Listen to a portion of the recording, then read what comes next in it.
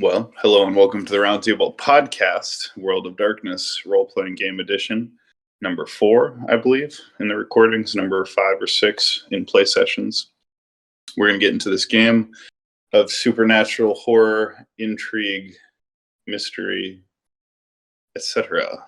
in the World of Darkness Role Playing Game universe during the Roundtable Discord server. We record podcasts every day at 8 p.m. Hashtag RTPH. Check out announcements for upcoming events.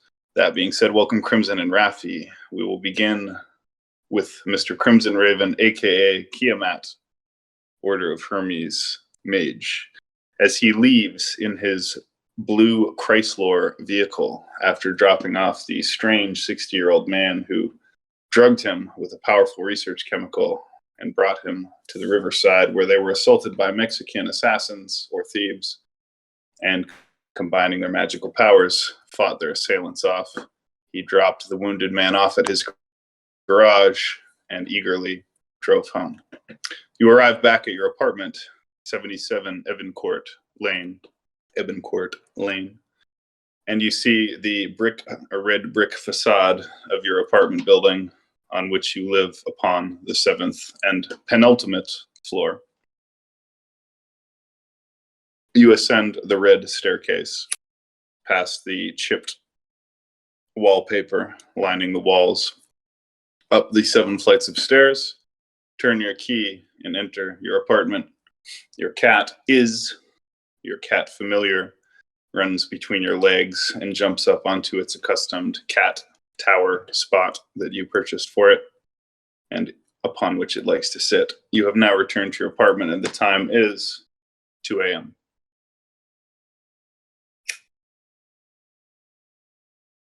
All right. Now I can do something.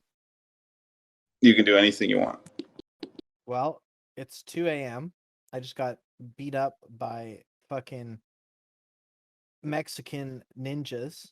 And, I think the best thing for me to do right now is to sleep. Probably wise. I'll point out, I don't think Or I could go and check what's in the drawer in the computer desk, find some cocaine, just get railed. Go out and fight some more fucking Mexicans. That is up to you, but I will point out you actually didn't take any damage in the altercation. That's good. I thought Raffi needs his wounds healed or licked by Iris or something. Well, he doesn't have Iris with him in the game, and he is in his garage. You don't know this, but he's already applied some first aid. Oh, okay. Okay, I missed that. You are now back in your apartment, based on the assumption that you wanted to sort of get away from this strange and dangerous. I feel happy I'm home. It's 2:00 in the morning, and I feel like I need to sleep. I think that's the best thing, and then to wake up and then see what happens tomorrow. If you want, you can see what happened with Raffi. No. You climb into your bed in your bedroom. You look out the window and you see, the trees and the canopies and the rooftops of Vancouver stretching out around you in your region of the village in which you live. You drift off to sleep, exhausted from adrenaline, and very soon you find yourself standing on a courtyard of sorts with black and white tiled floor, alternating black and white checkerboard pattern. In front of you, 2 large pillars stretch, and on the other side of those pillars, you see an altar. Floating above the altar, you see a singular floating eye. On the right side of the eye, you see a ladder rising into the sky. At the top of the ladder, you see a sun. On the other side, a pillar. At the top of that pillar, a moon.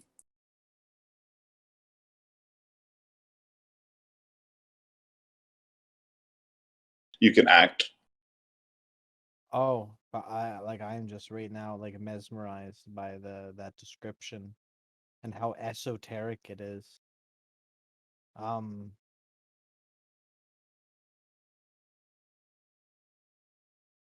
As you hesitate, you see a figure emerge from behind the pillar, behind which or above which is the moon. It appears to be a devil of sorts, and you feel a pang of surprise, mild fear, as it comes around. It has thin, bony legs ending in clawed feet, short black wings, curled horns, a dog like tongue hanging from an open mouth with fangs and wide staring eyes. Its hands are stretched towards you, palms up, thumbs out, and it approaches you slowly, staring blankly into your eyes as it draws near step by step.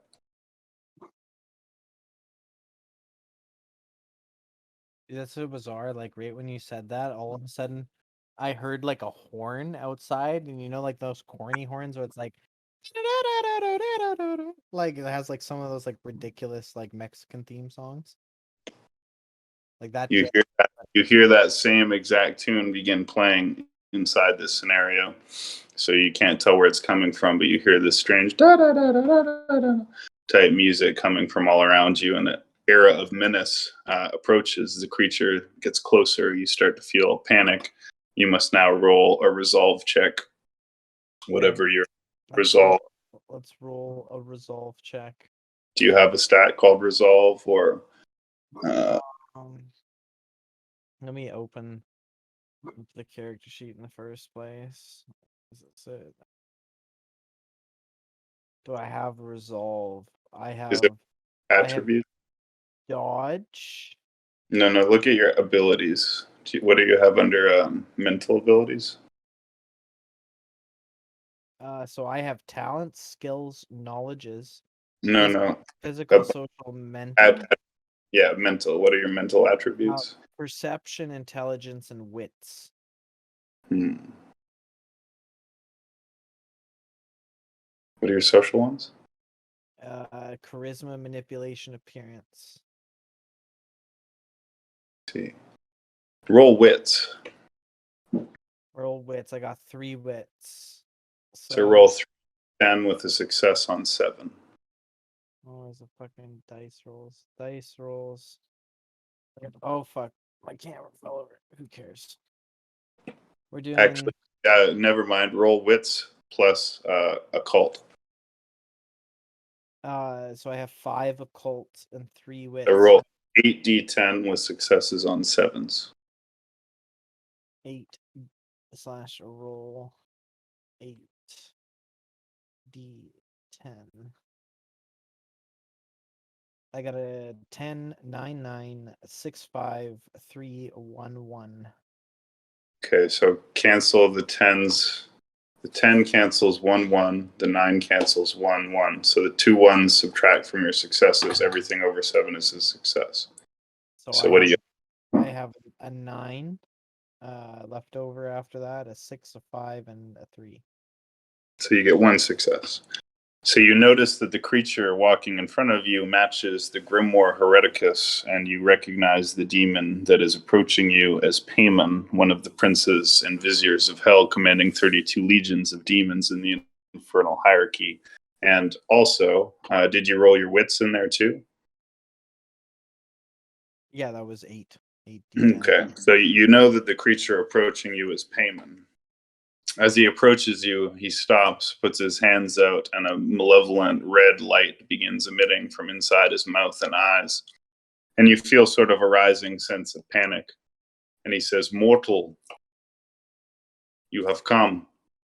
But do you know the cicatrix?"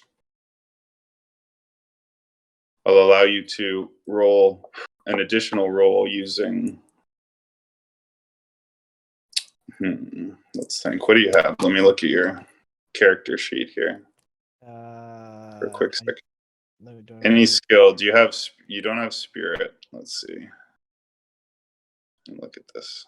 Do you want me to link it again, or are you good? No, I see it right here. So, okay, yeah. Did you see that I put you down as my mentor? I thought I'd give some props. Oh, thanks, bro. I didn't see that. Where does this say that? It says at the top. Oh yeah, that's cool. Thank you.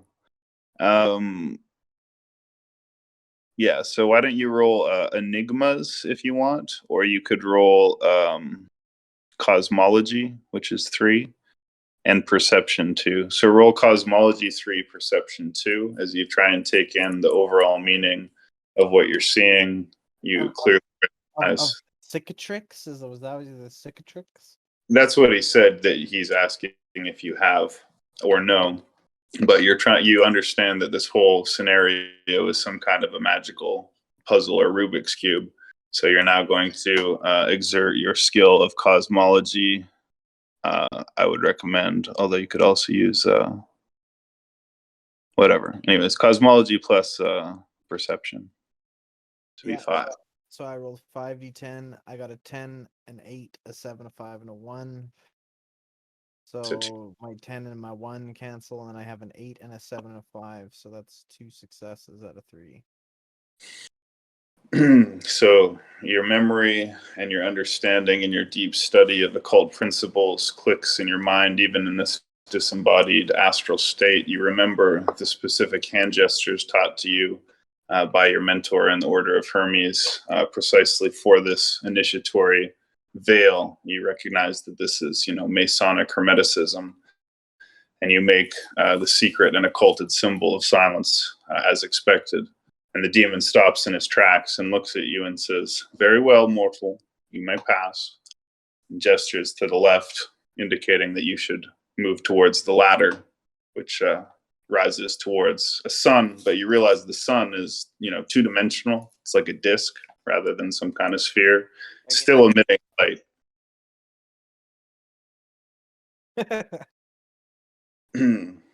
So what do you do? So what do I do? So I just went through an initiation. There's an altar. Okay, yeah, go ahead. There's an altar, and floating above the altar is a single golden disembodied eye. On your right hand, where he indicated you should go, is a ladder. At the top of that ladder is a two-dimensional sun. On the other side is a pillar. At the top of that pillar is a moon. And all around you is a checkerboard floor, and standing beside you is a black demon with wings. Okay. So there's an altar with a thing on it, and then this ladder that he told me I should go towards the sun. Well, the thing here is I feel like the demon is trying to trick me into falling for, the entire Icarus complex, right? If I climb the ladder, get too close to the sun, my wings will melt and I'll fall from the ladder. So I feel like the move here is to walk up to the altar and inspect this artifact that's sitting there. So you walk towards the altar, and as you do, the demon just turns his head, which is still emitting this weird crimson light out of his eyes and his mouth. He's just kind of open, slack mouth, staring at you as you walk towards this altar. As you get close to the altar, you can see there's like an eye made out of sort of gold material of sorts, but it's also like a living eye. Its pupil moves around and so forth, and it emits light. It floats without strings or anything holding it up, about 8 inches above the surface of the altar. The altar is black marble, and it's, carved in a strange manner, which you can only recognize as occult, but other than that, unique to you. Okay, I bow to the altar and I say namaste. As you bow, the pupil kind of dilates and splits like a cat eye and fixates on you, and you feel very intensely the attention of some powerful extra-dimensional entity gazing at you through the portal of this particular eye. You realize that this is not the entity itself, but just one tiny little portal into some kind of entity that you sense has many eyes, watching many altars like this in many dimensions, in many universes. The sensation is strange, uncomfortable, and somewhat frightening. And it seems to be gazing deep into your soul. And you realize it's trying to read all your secrets. You realize you could resist if you chose and try to prevent it from doing so, or you could allow it simply to gaze into your soul with its staring eye. Yeah, I definitely enact the law of surrender. You allow it to look into your soul? Yeah, what's it gonna do? It can't do anything bad to me. the eye dilates further and the light intensifies, and the sensation becomes like an intense vibration throughout your body. It's like, and you sense that it's looking deep into your soul, and it's just scouring every inch of your essence, understanding everything it possibly can about you. The demon looks at you and is just staring at you with its blind, glowing eyes, and the whole scene kind of begins to fade and blur, and you fall into a dreamless sleep. We will now go to Mr. Raffi. However, Crimson Raven, you may restore 1 point of quintessence or add 1 point of quintessence to your quintessence score as you feel some kind of energy, magical energy from this experience. Open this bitch with 3D paint. Let's fucking get a fucking, let's see, a brush. We'll do the pen. We'll make some fucking red dots, bro. There you go, man. You earn those red dots. So,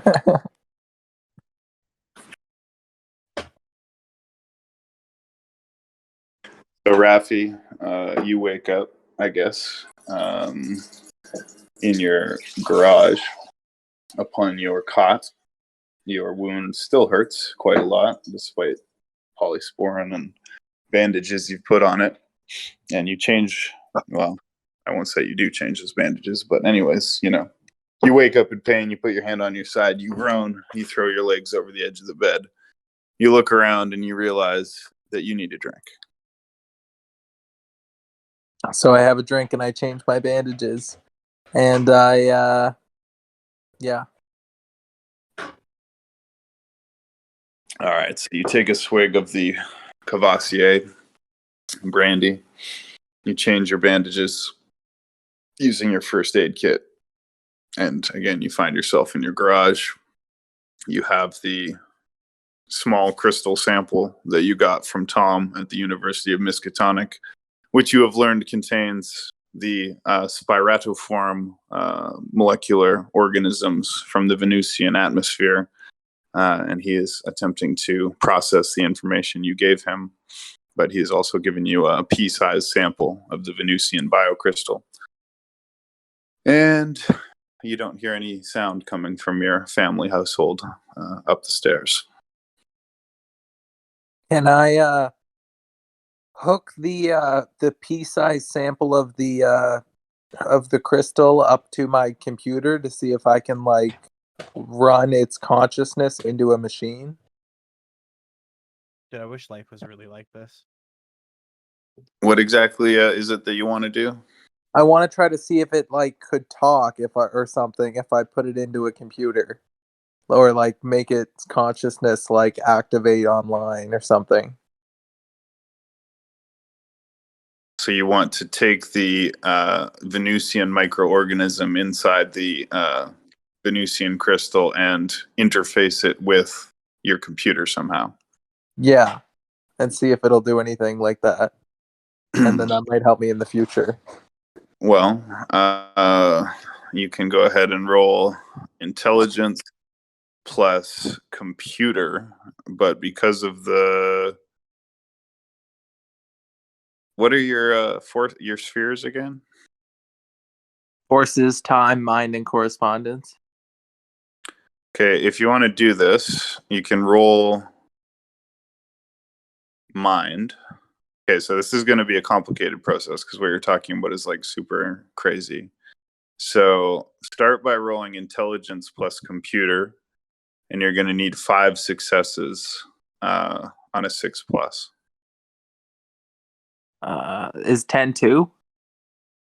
10 is an automatic 2 successes. Yeah, so I got 4 successes and a 5 and a 1-0, so I got 3 successes.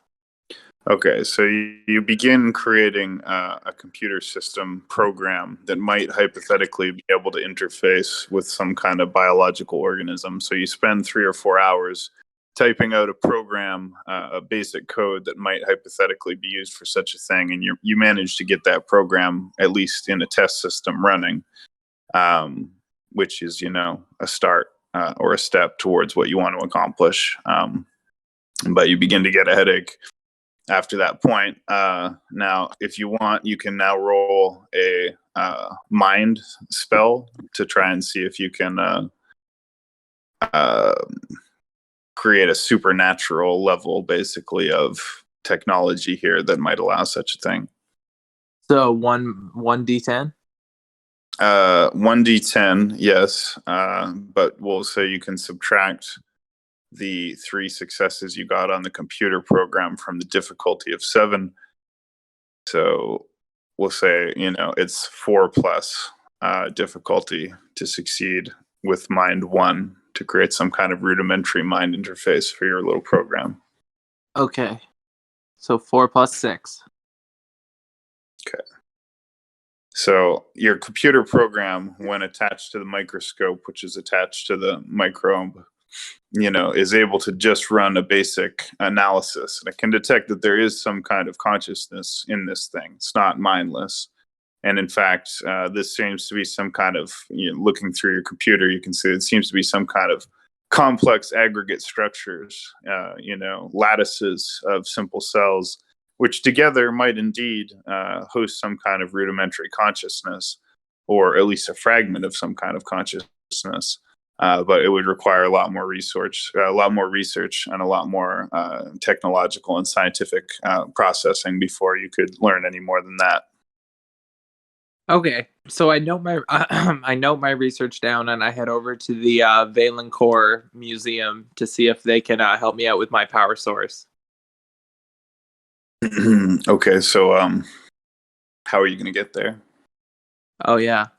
Oh, I stole a car. Right. So you got dropped off by wait, yeah. Well, You me and got Techno played after Crimson dropped me off, remember? So you have a car. Do you still have your niece with you though? No, you dropped her off back at home. So you parked the stolen car in front of your house? Yeah, Maybe? I think so. In your garage? I honestly I don't fully remember. I do kind of think I was back in the garage by the end of it. I remember you stole a car with your granddaughter. Yeah. But how did you drop her off? I don't remember. Did you bring her with her to the park? I don't remember what the fuck happened. I brought her with me to see Tom, and then I brought her back home with the sample, right? Okay. So we'll assume you parked your car inside the garage since it was a stolen car. And it was big enough in there for you to park it. So, okay, you take your stolen car and you drive to the Lights District. The time right now is 11 a.m. And you drive past the streets lined with flowers, elaborate lanterns, and past the stores full of, beautiful clothing and crystals and amethysts and fucking jewelry, and all the people already this time shopping, drinking coffee, and enjoying this upper class and prestigious area of the city, full as it is of luxurious items and stores. You pass all of this and you arrive at the 2 central pillars or establishments of the Lights District. On the right, the Vancouver Museum, and on the left, the Cascadia Art Gallery. You park in the Cascadia Art Gallery, pay the valet, he parks your car, and you arrive back at the very same art gallery where you first met Mr. Kiamat. Okay, so I walk up to the door with the golden number 1, and I knock on the door. As you pass the security guards, they nod at you, clearly having been informed of your appearance or that you might be entering. They let you pass. You go in, you realize it's currently not main visiting hours, so there's just a few people looking around at paintings on the wall, but none of the hustle and bustle you saw last time you were here during the exhibit. You go up the stairs, past the red velvet rope marking the VIP area, up into said VIP area, and you knock on the door marked number 1. There is no answer. There is no answer. I guess is there a security guard near the door? I ask if the security guard knows who I could talk about. I've been informed of my employment here. You approach one of the security guards and say that you are an employee of the Valencourt family, and you are seeking Lucille Valencourt. He smiles at you rigidly and without humor and says, "Oh, she only takes calls after dark." I tell him seeing her is not really necessary. Seeing one of her scientists would be more apt. Her scientists? He looks at you quizzically, raising one eyebrow, and shakes his head. Says, "If you want to talk to Mrs. Valencourt, I suggest you come back after the sun sets. Other than that, I don't know what to tell you, my friend." Okay, that's more than fine. I appreciate that. And I leave the exhibit and I hop back in my car. Okay, you get back in your stolen black sedan, and where do you go? I head to I guess we're in Vancouver, so I head to a shopping complex where there's lots of stores. Okay. You drive to the Vancouver Mall, the biggest consumer mall in the Vancouver region, which already is full of people, some of them wearing face masks, some of them not. And milling into the shopping complex, there's a theater and all kinds of stores within. You park your car and get out. I go to a army supply store. The closest thing the mall has is Asian store, which sells some, relatively cheap kind of decorative katana type swords, etc. At least in this shopping complex, there's no army supply store. There's also a sporting goods store, and other stores within. I guess I head into the sporting goods store and I look if there's any anything any armor that I could put under my clothing potentially to make me a little more durable. So in the sporting goods store, you find a young woman wearing a red uniform and a red hat with the logo of the company. You ask her if they have any armor, and she leads you to a section of the store where there is football and hockey gear, plastic or reinforced padded clothing, such as are worn by hockey players or football players, helmets, and various gear of that nature. I look for a football padded chest plate that is sleeker and smaller than the other than sleeker and smaller than the usual size of a football chest plate. She finds you a football, whatever you call it, football armor that fits you quite well. It costs $300, but it's certainly a good fit. All right, I buy that. You take it into the checkout and you purchase your new body gear. You just buying the chest and shoulder gear. Yeah. Okay.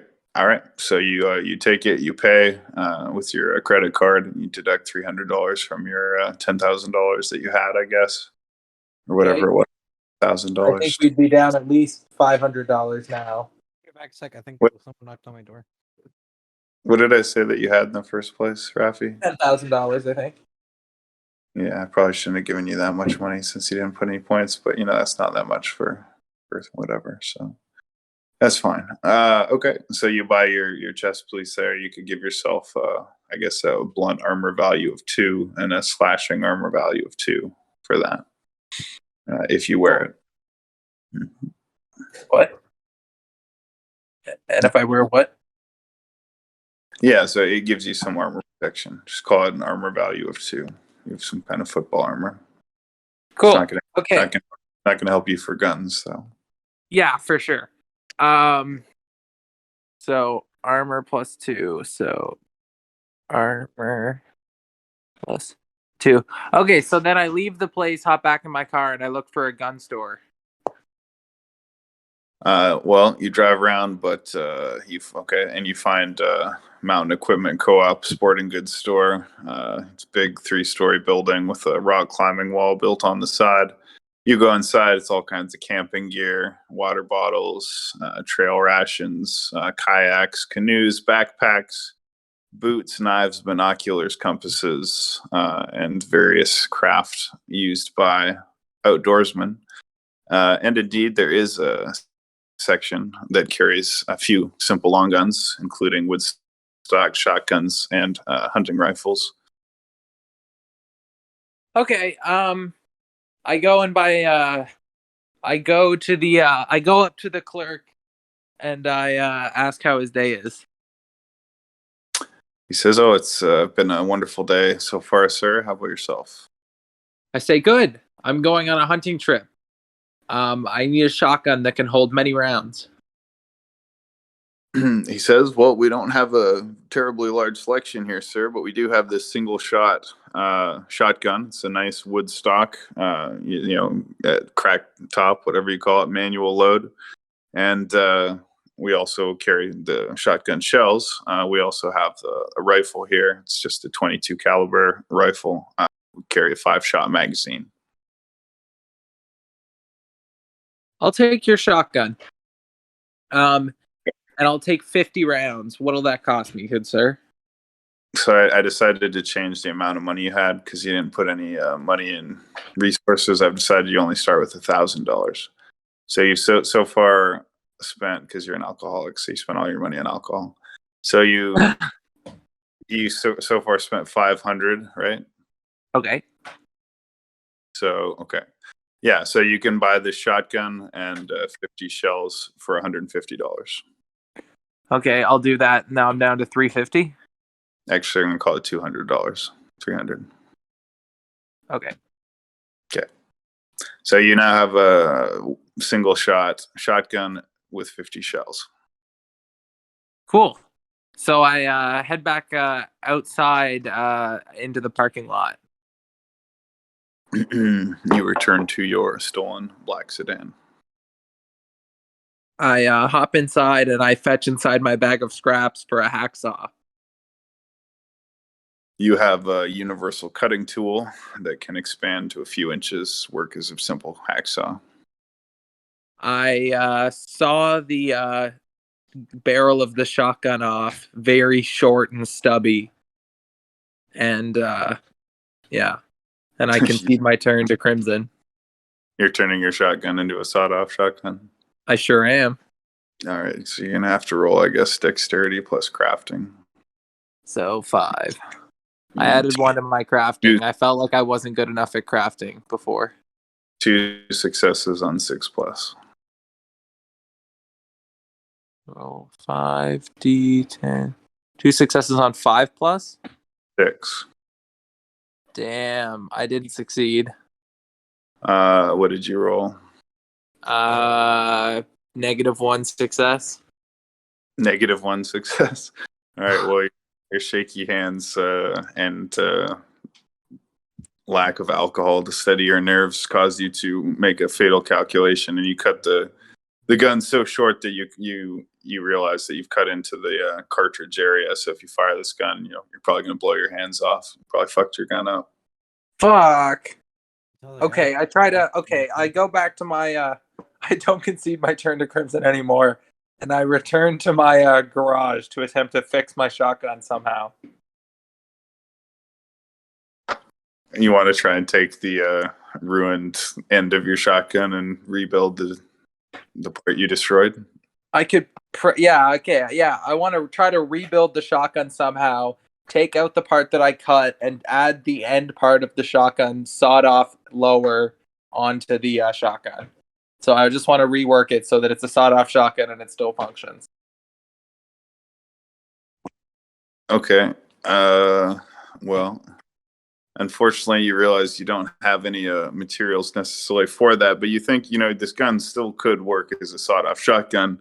You're just not sure if it will blow your hand off.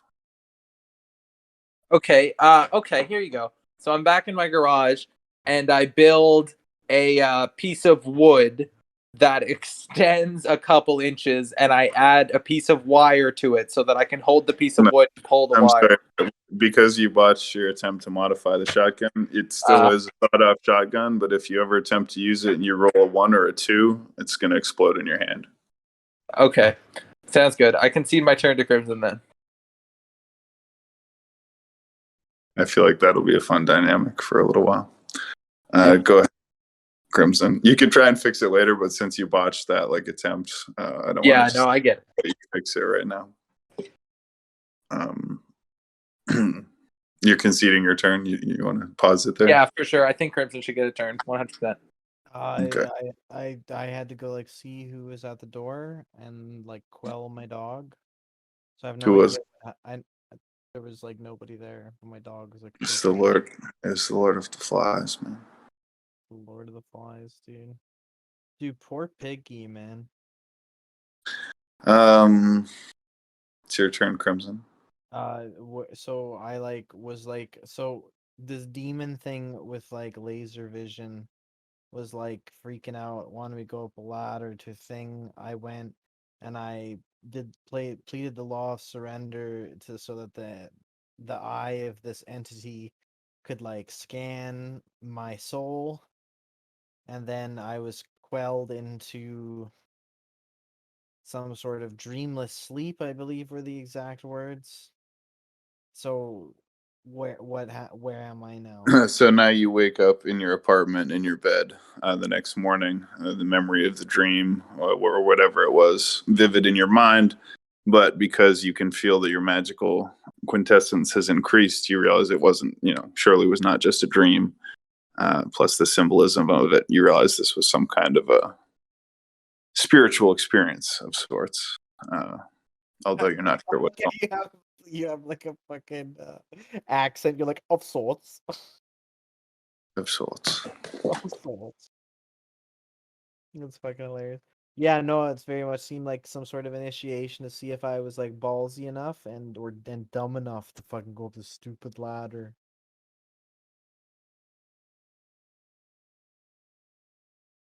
Well, anyways, you rise and you see Iz in the form of a crow perched in the window across from your room, and you look at your clock and realize it is 11:30. You've been asleep for quite a long time.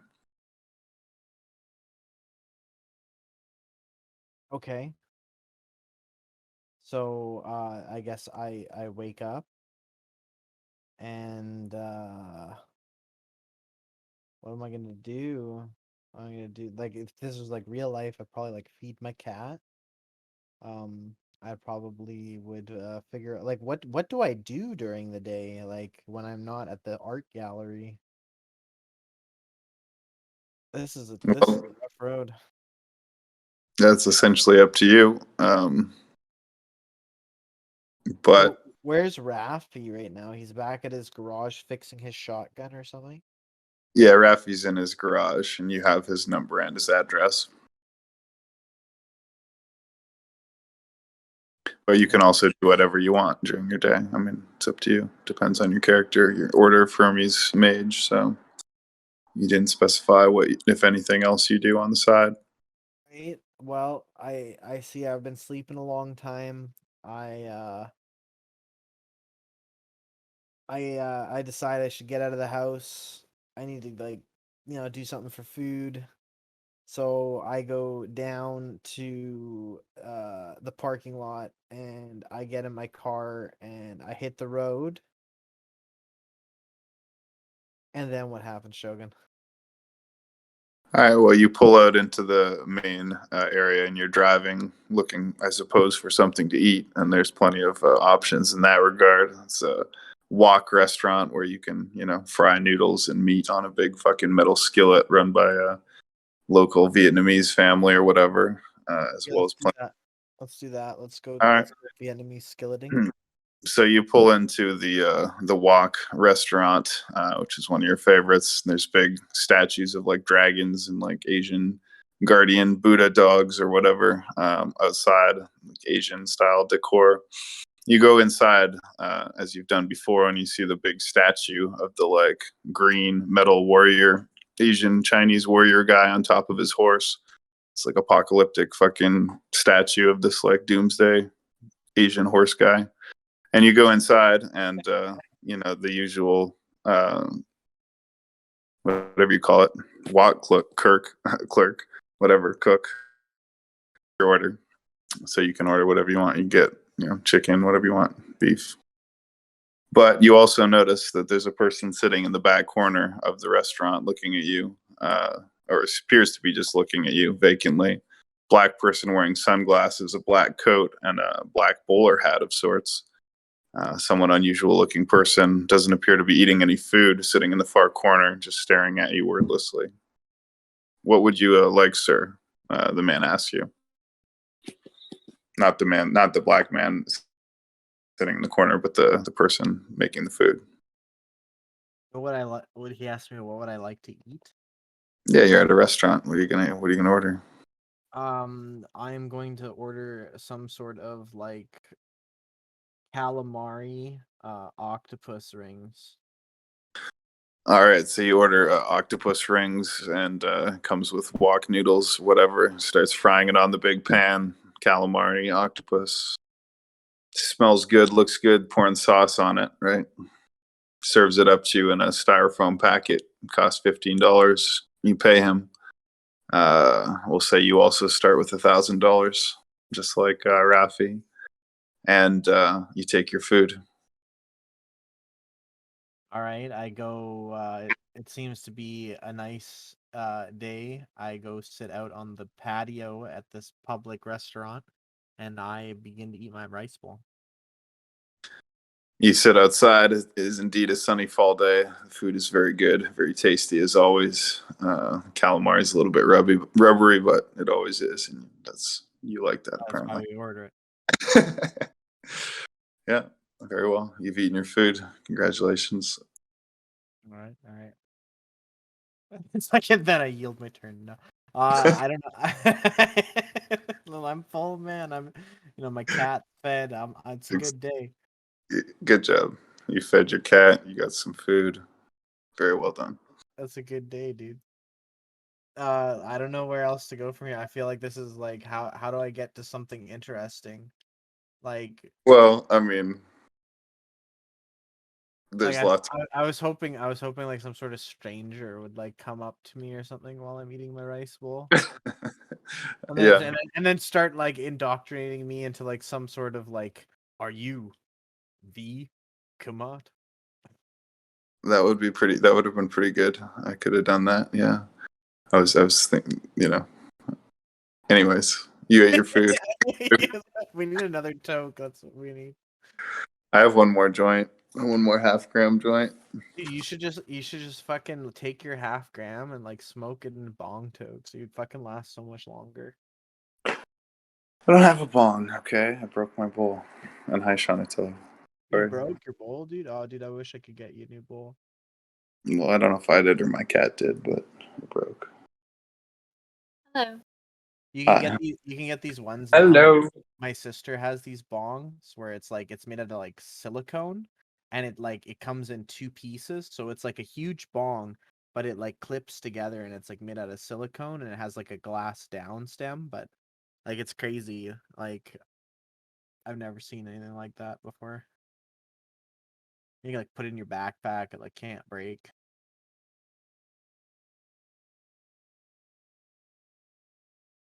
Yeah, I don't know how he broke it. He knocked it off. I just found it broken on the floor. But anyways, we didn't get accomplished much. All Crimson did was have a crazy dream and eat some wok. But sometimes that's what happens.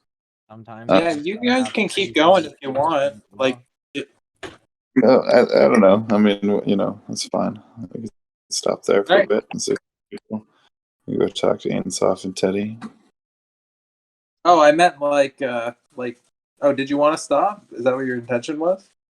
I just want to smoke some more weed right now. That's what I'm doing. All right, I'll smoke another joint with you. I'm making weed popcorn. My weed popcorn's almost done. We can't stop. I want to keep playing. Very well. If it's your So last night, you we're should gonna switch we're gonna take a little smoke break. So this will correspond to the period of time in the game where Crimson, or rather Kiamat, is eating his noodles and enjoying food. So while he's eating, How long do you think I should leave it in the butter? Like 10 minutes? 20 minutes? I don't know what you're doing. I'm making wheat butter. I mean, I usually simmer weed and butter for an hour or more. Hmm.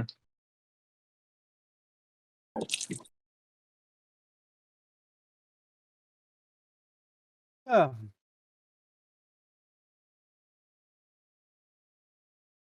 Dude, it's only Monday, and I already hate working. Did you take your toke? Oh, I'm loading another one. I took We're one, gonna, and we're gonna get a little bit further into this game right now, since we're gonna apparently play more.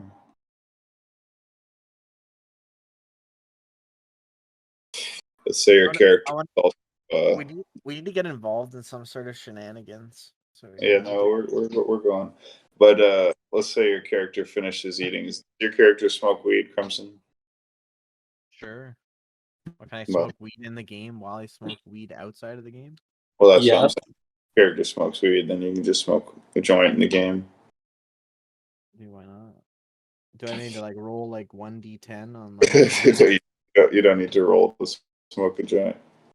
So Kiamat finishes his Manchu Wok calamari and octopus skillet and pulls one of his pre-rolled joints out of his little package of pre-rolled joints, lights it up, hails it, looking out into the parking lot where also is bonsai type trees and so forth, little garden space outside the restaurant. And as you're doing so, the black man with the black bowler hat and the circular black sunglasses and black coat, under which, of course, is a black shirt and black shoes, walks and sits down beside you and looks at you. I mean, as far as you can tell, you can't see his eyes.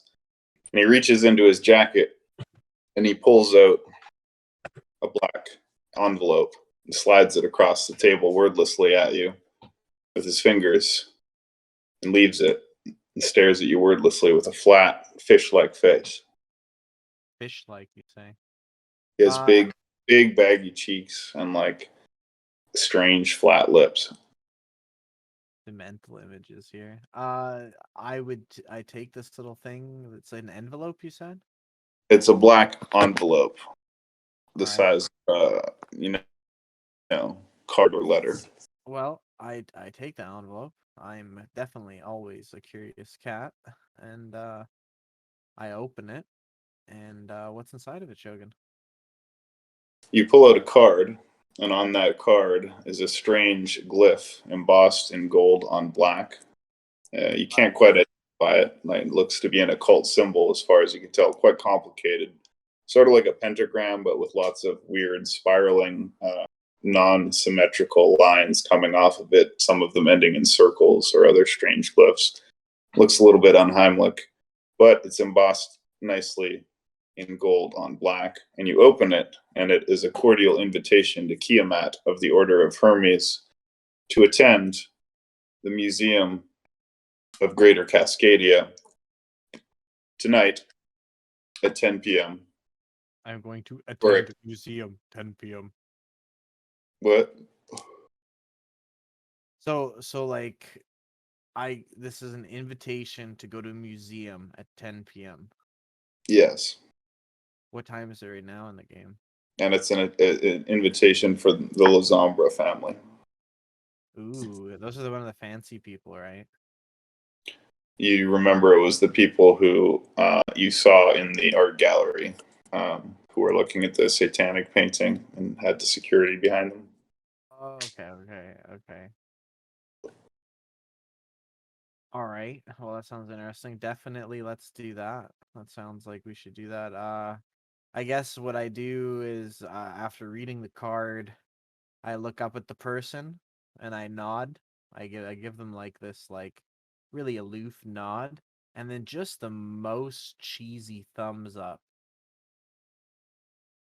The man stares at you completely expressionlessly for perhaps 30 seconds, and then finally his strange fish-like flat lips spread in like an unnerving smile, and he exposes, all his teeth and just grins at you and like holds the smile unnaturally for like a weird length of time. This sounds more terrifying to behold than the monster did in the last scene. Well, you do get a very unheimlich sense from all of this. The weird symbol on the black envelope, this man, his presence, his weird flat bluish lips, and his big baggy cheeks. It all seems off and somewhat sinister to you. Well, it's a good thing I like danger. The man steps to his feet and nods at you again and slowly walks back inside the restaurant. So again, you've been invited to attend a private and exclusive event at the Museum of Greater Cascadia at nightfall, and you've been invited by the Lazambra family at 10 p.m. And it also says you can bring a guest. Ooh, I can bring a Right. guest. Dude, I should bring Rafi. Perhaps you should. That sounds like a Dude, okay, bring so- me. Bring me. So I definitely am gonna get out of the Manchu walk where I literally met a demon disguised as a person who invited me to some shady museum, and I'm totally gonna do this because yesterday I was already down to get jumped by Mexican ninjas in a parking lot under a bridge. So this is gonna be way better than that. So let's do that. Let's go from the walk place, drive home, get my shit together, grab the card that had Rafi's number, call Rafi. Do I need to roll like a 20d9 for this one? No, you can just phone him. You have his number. Okay, I call him. Ring. Ring. Ring. Ring. Rafi, your phone begins ringing. Bruh. What up? Bruh.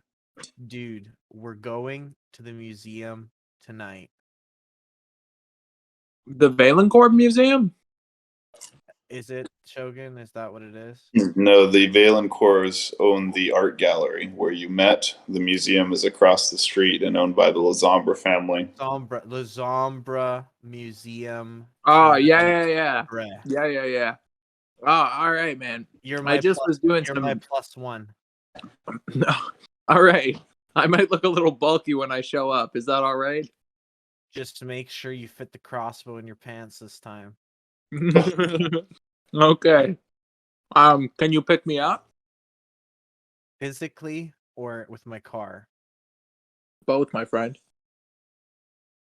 Maybe and yes. Okay, hang up. Beep. You end the call. Again, it's currently about noon, but the event begins at nightfall. You can certainly skip time. It probably would be. Well, I am a time wizard. I could, of course, skip time, but like it would probably be. Yeah, probably not a good idea to just like. Yeah. All right. So let's just. I don't know. Let's just like. Can we just like fast forward time? Yeah, you can just chill out. You can just go back to your apartment. Do I need to like use the amulet and enchant Humo Guegwe Fighty Zhao again? No, you can just go back to your apartment and chill out until nightfall. I mean, that's the Okay. thing. Okay. Well then I do All right, that. so the two of you go back to your respective abodes. Sanchez in his garage, and Kiamat in his apartment with his possessed crow cat is, and you Really fuck around underplay how good this cat. You don't even and know. do whatever you do. Maybe you play video games. I don't know. Maybe you're smoking weed. But regardless, time passes. You rest. You get dressed. Any particular preparations you want to take before you go pick up Rafi? Any what? Do you want to, I don't know, prepare anything, bring anything, do anything at your apartment? Oh, I guess that's probably a smart thing to do in a game. Well, not necessarily. You can just go get Rafi, but I just want to let you make the choice. Oh, okay. Well, I don't know. Like, this would be a good time to like prepare like an item or something to like use later from the apartment. Like, what's gonna be like really useful at a museum secret private party meeting thing? Uh, I definitely feel like this is like high class, isn't it? I could pull out joints, be like, anyone care to partake? I should bring cigars. I have a box of cigars on my bookshelf between the Kabbalion and uh chickpeas and tomatoes. All right, you grab your box of Cuban cigars, about 6 really nice cigars in there from your last trip to the Cuban International Chantry of the Order of Hermes, or whatever you were doing over there. And you put them into your jacket, or whatever you're wearing. Perfect. What are you going to wear to the Order of, not Order, the Art Museum, sorry. Same thing I wear every time, Pinky. Black dress pants, some leather black shoes, a white shirt, and a black blazer with spiky Goku hair. All right. So you put on your usual snazzy outfit as described, and you slide your cigars into the breast pocket. And no tie because I ain't owned by no man. Exactly right. So, anything else? You ready to go? You bringing your cat monster with you? The cat monster's always with me. You don't know how familiars work, do you? All right. Well, you're all right. How about Cat, the he cat lands is on you? He lands on your shoulder. Lands on your shoulder in the form of a crow, right? So Iz transforms himself from a cat sure. into a crow. He flies. He lands on your shoulder. You're ready to go, unless you want to Ready, bring any. we're ready to go. And I won't All make him fly there. He can sit in the back seat. I'd be mean to make him fly. So you stroll out into your blue Chrysler car. Your crow perched on your shoulder in his accustomed place, and you drive across past the various districts of Cascadia, such as the Strip, the River Walk, Miskatonic University, Central Park, and the other regions, until you come to Mr. Cedric Sanchez's apartment with the blue door, in which is parked his own black stolen sedan, and waiting outside of which is Mr. Sanchez. This is such a good porn name. So My Cedric, friend, you know about my porn era? Uh, uh, plastic bag, plastic bag, plastic bag, and a plastic bag flies by, and I just ADD away on it. you I can't brought control I brought my crossbow. I'm prepared for anything. Where are we going tonight? I see that when I looked down at your pants. I thought maybe you were just excited to see me. No, it's my crossbow. Yeah, that's what they all say. So we're going to a museum? Correct. We are going to a museum. I was invited by some mysterious, terrifying old fish man at a walk. Like was just like you have no idea how creepy that face looked when you described it to me. And like the monster in the previous scene that should have been terrifying, I was like, yeah, this is whatever. That fish man, dude. It's still Well, on. that's some scary stuff. But anyway, he gave me this envelope and it was like an invitation, so we're like gonna see what the hell's going on. You're very connected with this Valancourt lady, so I think it's important that we become more connected with who are these other people called again? They're called the Lazombra family. La Zombra. La Zombra. Well, that couldn't hurt, my friend. Can we go? Yes, my good chum. my Buddy jump, pal. Let us leave. Let us head off. All right, you get into your blue Chrysler with Matt driving and Mr. Sanchez riding shotgun. You pull out and you see Dwayne, your son-in-law, staring at you strangely through the living room window. It's like a sad, concerned look on his face as usual.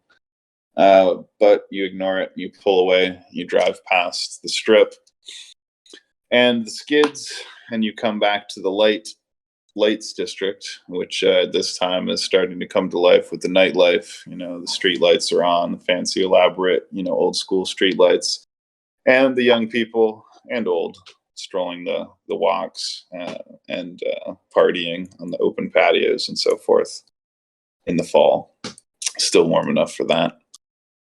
And you drive past all the celebrations and the bars and nightclubs opening up to people smoking and so forth until you arrive at the large and somewhat ominous-looking museum, Greater Cascadia Museum of Man and Nature, and which is, of course, directly across from the white marble and glass edifice of the art gallery run by the Valencourts.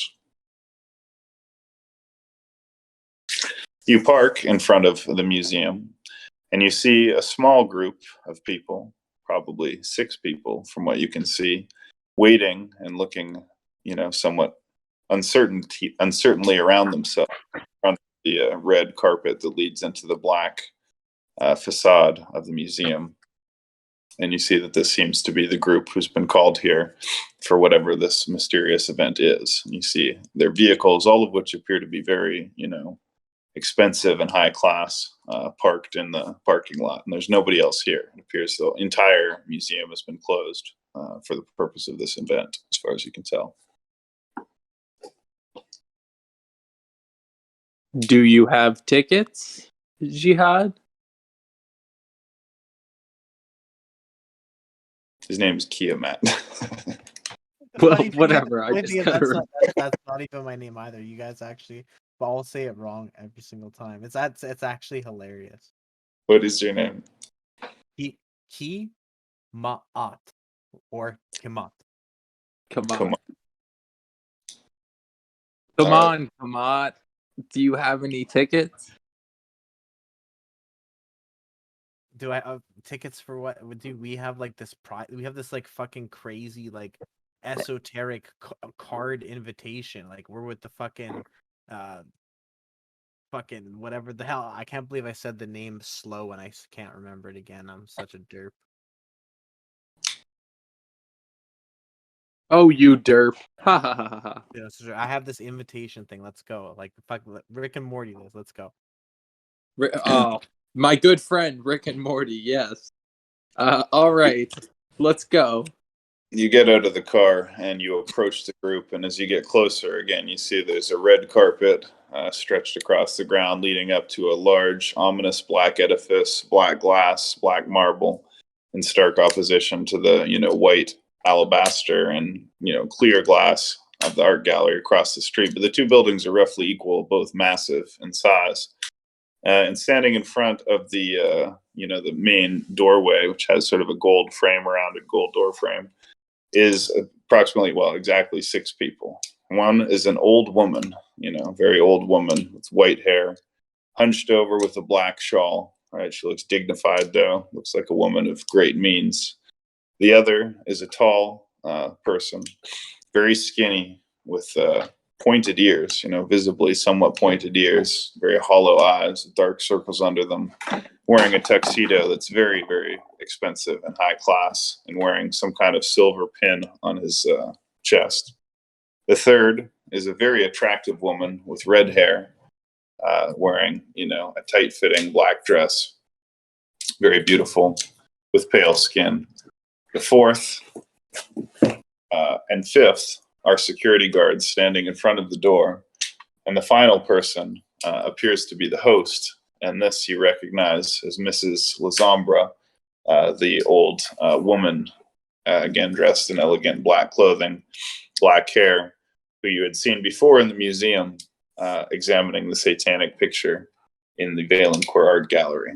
And she said, as you approach, she looks at you knowingly and says, our final guest has arrived, and it seems another. And she looks at Mr. Sanchez with curiosity. She holds out her hand, and you intuit that she's expecting you to present your card. Oh, I present the card. She takes the card and puts it in her hand, where you see she's holding the 5 other cards, or rather the 3 other cards, from the other guests. And the 2 security guards stand to the side. The doors slide open. She says, "Follow me, my friends. The evening is about to begin." She walks in, and the 3 guests that were waiting when you arrived follow behind her. And you fall in line and walk into the museum. The lobby is elaborate and huge and spacious, and right in front of you is a skeleton of some strange dinosaur that you really don't recognize. It seems to have very strange proportions to its body. Doesn't look like anything you recognize, but surely some kind of carnivore. Long fanged maw and hunching stoop, long tail. The central. I walk up to this little plaque where it says a description of the dinosaur, and it says it's a Cuckosaurus. That's why it has 2 like extreme polarized ends. You can't control what the plaque says, but you can walk up to the plaque if you want. Sure. That was my 2 cents. You do whatever you want. So anyways, as you walk inside, you realize it's all dark. All the lights have been turned off, right? However, a number of candles and torches have been lit in certain areas. So everything's cast in sort of an ominous candlelight glow, which, given this, quite enormous carnivorous dinosaur skeleton in the central foyer and the other, ambiguous exhibits in the various corners of this, sprawling ancient museum, gives it all a very ominous and dark sort of feel. She stops in front of the open maw of this, fanged creature, turns back and says, "Welcome, my friends, and thank you for attending. All of you who have been invited tonight are part of a very select and carefully chosen list of people within the Cascadia region. What is going to proceed tonight is of the utmost secrecy, and if you wish to continue, there are some necessary formalities." The 2 security guards, both of whom look almost identical, with bald heads and white skin, black sunglasses, and black outfits. You recognize these people. There seem to be an awful lot of them in the lights. These Secret Service-looking spooks come up to you and present you with pens, fountain pens, old school, high-class fountain pens with gold heads, and contracts.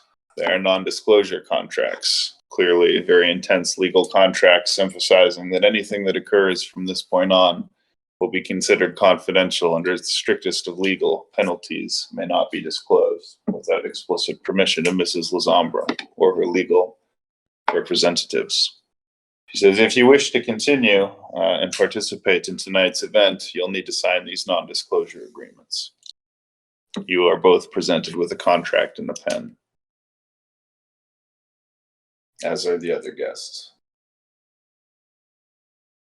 I read over the contract. The contract is saying that anything proceeding from this point on is strictly confidential, and nothing that occurs behind the walls of the museum can be disclosed to any outside party not present here without explicit permission of Mrs. Lazambra. Otherwise, you will be sued to the greatest extent of the law. Okay, I sign the waiver. You sign the contract. How about you, come on? I scribble at the bottom of the contract like nonsensical chicken scratch because I actually understand contracts and celestial law. So rather than signing, you're gonna scribble random stuff. Yeah, that's called the signature, Shogun. So you're not gonna do your own signature, but you're gonna do like a fake signature. I'm just gonna sign it because that's what people do. They just like squiggle and then like just like, yeah, that's my signature. Have you ever seen a doctor signature? I've seen ridiculous signatures, but you are gonna sign it. Yeah, of course. It doesn't mean anything. All right. So Kamat also signs the contract, and the two of you return the completed non-disclosure agreements. They're put with those of the other three guests: the old woman, the beautiful red-headed woman, and the man, pointed ears and the pale face, who's tall and skinny. And all of the completed 5 contracts are put into a briefcase. One of the men, security guards, takes the briefcase and strolls away. And Mrs. Lazambra gestures with a hand and says, "Follow me this way." You walk around and behind the huge carnivorous bipedal dinosaur skeleton and into a shadowy hallway. Along both sides are large paintings. In front of each painting is a statue carved out of some kind of black metal. Each of them depict people of the Lazambra family throughout history, all of them people of great historical significance, political significance. Wealthy and powerful beyond measure, the Lazambra family has been an institution in this city for many generations, along with the Valencourt family, the most influential family in the Lights. And this long hallway seems to be designed specifically to make sure that anyone who walks through it will be left with no doubts about the power and importance of their hosts. So you walk past many portraits of these various family members, and finally you come to a large, elaborate black door carved with lion heads and with big brass lion head shaped knockers, She opens it, you walk inside, and there's a spiraling staircase going down, all of it lit with candles set into little alcoves. And she begins descending the stairs. You follow her, the lights are flickering, and you hear a strange, susurrating chanting or vibration, strange language that you can't understand. Sinister sounding syllables echoing up the staircase as you descend it. And you come at last into a relatively brightly lit chamber, circular in shape, in the center of which is a large granite altar, around which are many torches and candles dripping black wax. And set upon said altar, a woman, naked, spread-eagled, upon a large pentagram carved upon the ground, and around which stand 3 people in black robes and cloaks, covering their heads, hoods. They are the ones chanting. The woman appears to be in some kind of trance. Her eyes are rolling back in her head. She is as fixed by some kind of manacles to the pentacled altar. And Mrs. Valencourt welcomes you inside. And the 3 people with you take their positions. They seem to be not surprised by what is going on. Mhm. Dude, Shogun, you missed your calling as a screenwriter. Thanks, bro. I now- whisper to Kimad. What was it? Yeah, that's it. You got it right. Oh, well, I whisper to Kamad, and I ask what he makes of this situation. What do I make of this? Dude, this is just the fucking average, fuck Friday night. Oh, I see. Well then, I guess I'm ready for the show. Anyways, as you conclude your whispered conversation, she says, the hour is about to strike midnight, and the ritual is prepared to begin. And as she says that, beautiful women wearing black robes that, reveal their cleavage or whatever, walk out carrying silver chalices with intricate carvings. And inside there seems to be some kind of strange black liquid. You're not sure if it's very dark wine or actually black. But they hand these chalices to each of the participants in the ritual, you and the other 3 guests. And Mrs. Lazambra has one as well. And she says, "Drink the midnight blood of the scarlet goat of Shub-Niggurath."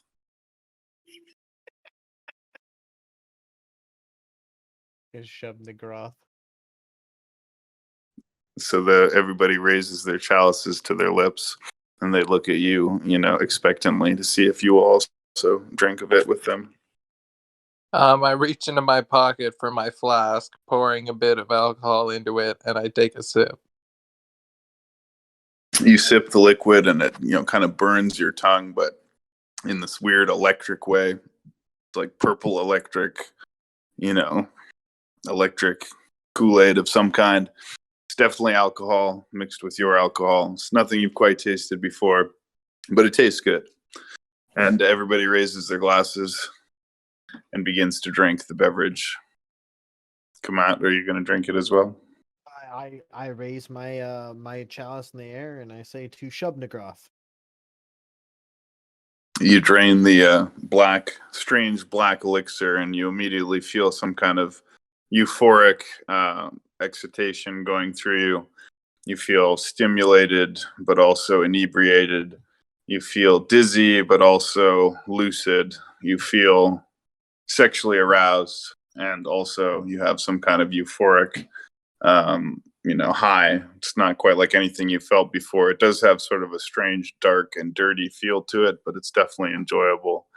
And you feel good, and everybody's eyes and pupils seem dilated, and you look around, and all the guests that you came with now have wide, excessively wide grins. Like they're just like smiling, but it's like their smiles are too large, and their eyes are big, and their pupils are dilated, and they're staring kind of bug-eyed and grinning.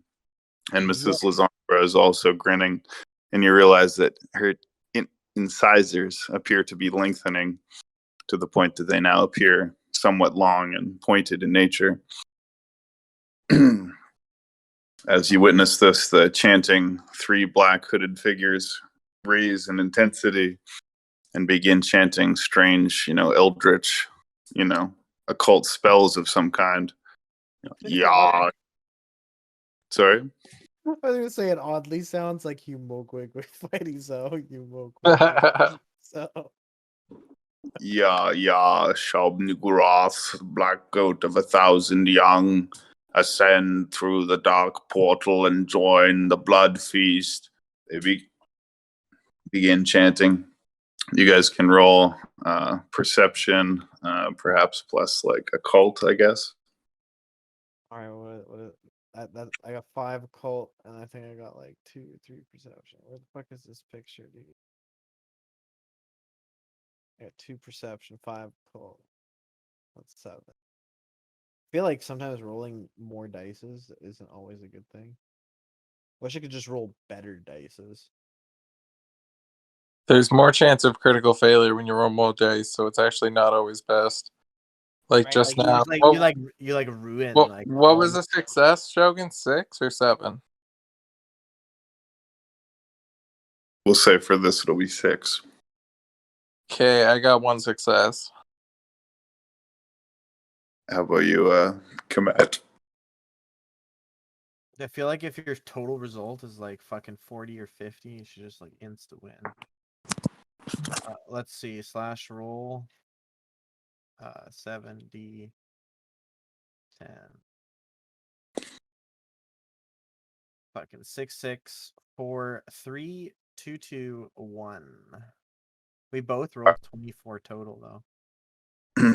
So you both sense that there's some kind of dark magic being employed here. You can sense the unmistakable, occult black magic, eldritch, dark miasma of spoiled, necrotic and evil necromantic quintessence that is rapidly building up in what you realize is some kind of black magic ritual. And Lucille Valencourt raises a black candle that smokes with like an acrid, sickly sweet smell that you have an unpleasant feeling, maybe, some kind of human flesh or something, or human fat, some kind of burning candle made of human fat comes to your mind. And you sense that the veil separating this world and the next in the room was thinning and weakening. The shadows lengthening. The torches are casting less light, and their light seems to have like a weird dark energy, and the naked woman on the altar is thrashing back and forth more violently, and there's some kind of palpable sense of menace building in the room. And you have the sense that if this ritual reaches its conclusion, some kind of dark force is trying to birth itself into the room through the foci of the altar and the woman upon it. I use my mind sphere to try to reach out to the woman being hypnotized with my small mind reading device and try to see what she is feeling. Okay. So if you just want to try to make some kind of mental empathic connection with the woman on the altar, you can just roll your mind sphere, your REIT score. That's how many dice. So if you have a REIT 1, you just roll 1. We'll say We saying 7's a success or 6? 6. I got a 6. All right. So you reach out using your neurologically assisted telepathy device, and you make contact with the naked woman on the altar and make a telepathic connection with her mind. And for a moment, you can see and feel what she's seeing and feeling. And you see a horrific scene of tentacles and fangs and maws spiraling and unfolding across the sky as huge tentacles are descending out of the sky and scooping up people by the hundreds out of cities and dragging them into their mouths and consuming them. And they're screaming and being eaten and digested in the teeth. And the woman begins frothing at the mouth and shaking back and forth. And as you see this horrific scene of tentacles and fangs consuming people by the hundreds and thousands and whole cities being consumed, you must roll some kind of resolve or willpower test to prevent being, mesmerized by this horrific nightmare. Do you think it dexterity? No, it'd be something like Constitution or willpower or something. You could spend 1 willpower to shake off this effect, or you can roll a Constitution check, I guess. Stamina or whatever. Oh, stamina. Sure. Yeah, I can roll 2 stamina.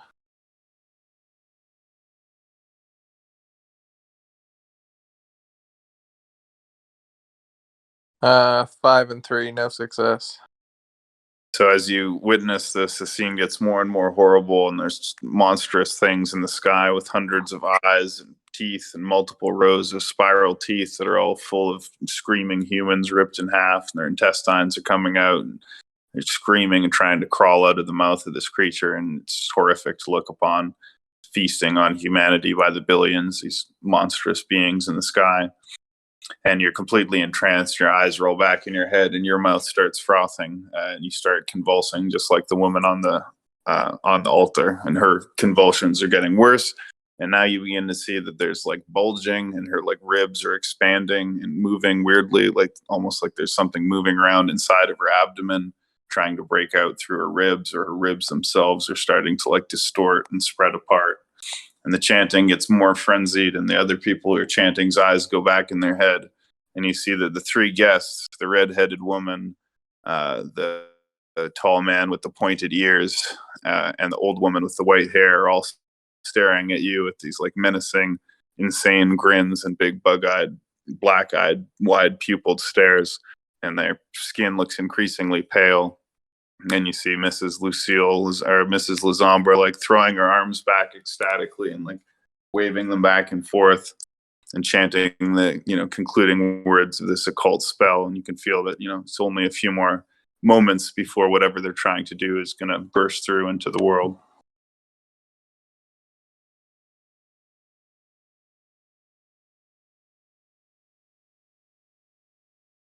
Well, I don't know if I could do much. Crimson, is there anything you want to do? I think he's content to watch this happen. Dude, did you not hear my toast? Yeah, I know, but are you gonna help me at all? I seem to have fucked myself here. Oh, hold on. Well, I was totally zoned out. So what has happened? Where are you right now? What I'm next to you at this altar thing, but I made a mental connection with the woman who's about to have a demon pop out of her chest. So if you could do some magic to help me, that'd be nice. You need a mental. Okay, so how could I help you in this moment? Okay, I put my hand on your shoulder, and I say, "Don't worry, I got you," and I could like connect my mind with your mind and her mind to that mind, and it's like I'm like a fucking like celestial chorus like magi, so I'll like hold demon for you, bro. Like literally, did you not hear what I did in the checkerboard room? Bro. As you put your hand on your friend Sanchez's shoulder and he's frothing in the mouth and his eyes are rolling back, he does sort of like kind of jerk as you touch him. His touch kind of registers and shakes him somewhat out of it. And he looks at you like wide eyed. But as he's doing so, the woman screams and arches her head back, and blood shoots out of her mouth and sprays across the stone floor behind her. And her ribs spread out and rip her stomach open like spreading fingers, just like her rib cage just rips open. Her intestines come flailing out and they're like flinging around like tentacles, like her intestines are moving like fucking tentacles, like squirming in the air. And her spine rips out of the back of her chest and rises up like a cobra.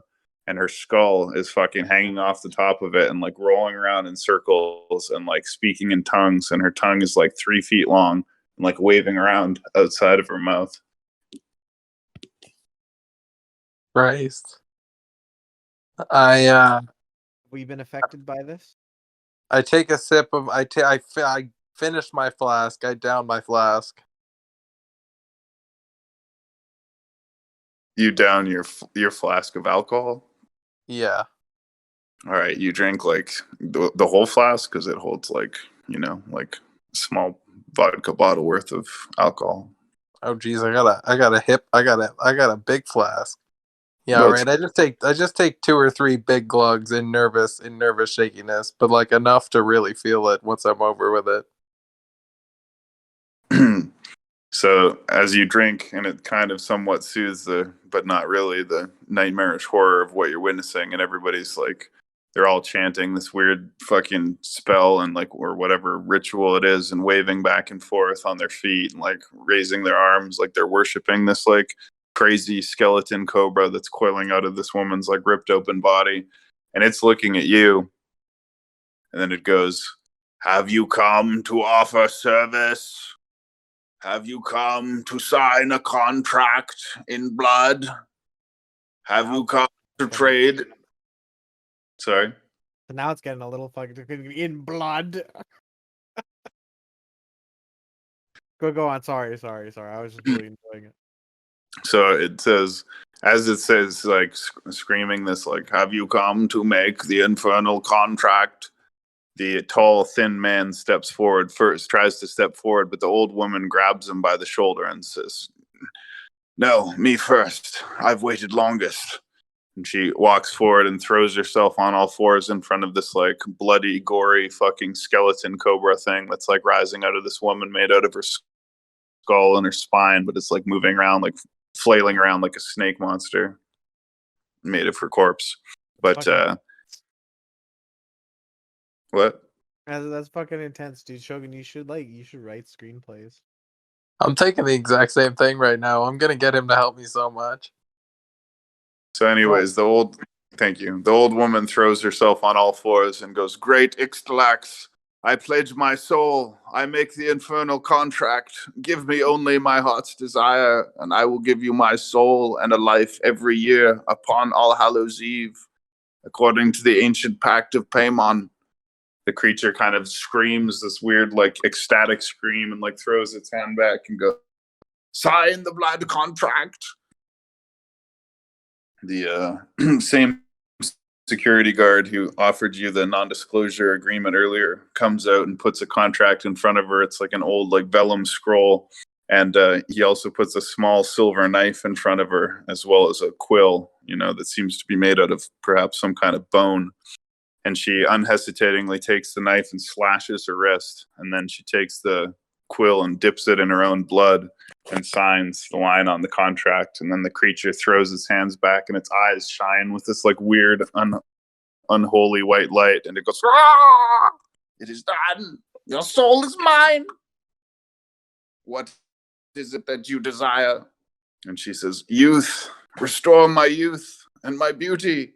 He says, "It is done." And it screams again, and as woman throws her head back in ecstasy, And the same kind of weird white light comes out of her eyes and mouth, and right in front of your eyes, her white hair turns back to like long, silky blonde hair, and her skin's like white and pallid, turns back into like healthy, beautiful, like tan skin. She becomes like a beautiful, sexy woman of like 19 years old, and she's like in complete ecstasy and like looking at her hands and her body and her tits, and she's like, "Yes, yes, I'm beautiful again. I'm young. I've succeeded. I've done it." And she's like rejoicing, and Mrs. like Lasombra is like cackling, offers the woman another of the vials of silver glass blood or whatever that she gave her before. And, this first contract has been signed. The tall man with the pointed ears immediately, as soon as she's done this, rushes forward and says, "Me next. Me next." And he says, the creature goes, "Another has come to pledge the contract." And again, the security guard puts out another contract. The guy does the same ritual, cuts himself on the arm, on the wrist, signs his name in blood. The whole thing happens again. The creature throws its head back like it's having some weird orgasm or something. Sells his soul. And this time he goes, "Power. I want to be the next mayor of Vancouver City, and I want to rule for 2 consecutive terms, and I want $1 million." And the guy goes, "It's done. It's done. Your soul is mine." Cackles. "Does anyone else wish to make a bargain?" And the creature looks at you, Kiamat, with like a intensity, and it says, "What is this one? Why has it come? What does it want in this blood? You drank the blood." I'm just here for the show and the drink, old one. "Is there nothing that your heart desires, mortal? Power? The Sex? only thing my heart desires is the weight of a feather." Every mortal has his price. Name it only. All I ask is your soul, and I will give you the world and more." You see, you're not looking at a mortal. "Do you mean to say you reject my offer, Kiamat of the Order of Hermes?" I respectively defer it. "Very well. It is yours to bargain or lose, or keep as you will. But you may regret your choice one day." And turns and swivels its long vertebral head and looks at Raffi, stares at him with his dead, disgusting, bloody eyes, his ripped up skull ripped out of this poor woman's body, and goes, "How about you, Sanchez? Your youth restored, your health, power beyond imagining, women, drugs, money. I can give it all to you. All I ask is a paltry thing called a soul. And after all, what is a soul? Surely a small price to pay for everything and more." If I were young and my soul was not damned so soon, potentially, but a creature like you cannot live in a world like mine. And I pull out my crossbow, bend it in half, load my exploding arrow in it, and shoot it at this creature. Damn. Got him. All right. You can roll dexterity plus firearms. Oh god, we're gonna destroy the entire fucking vampire coven. So if you want, you got to roll dexterity plus firearms, I guess, to use your crossbow. And Roll 6d10.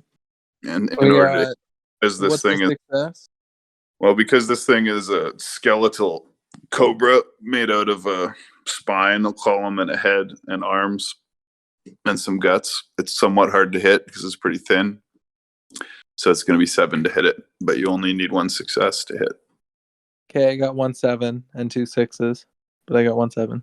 All right, so you hit the creature, and your compartment, your compressed gas canister on the tip of the arrowhead hits first, but then is immediately hit by the arrowhead behind it, which punctures it, and as you intended, creates an explosion. So you can roll 1d10 to see how much fire damage and explosive damage is done to this creature with your single-use explosive arrow. 5.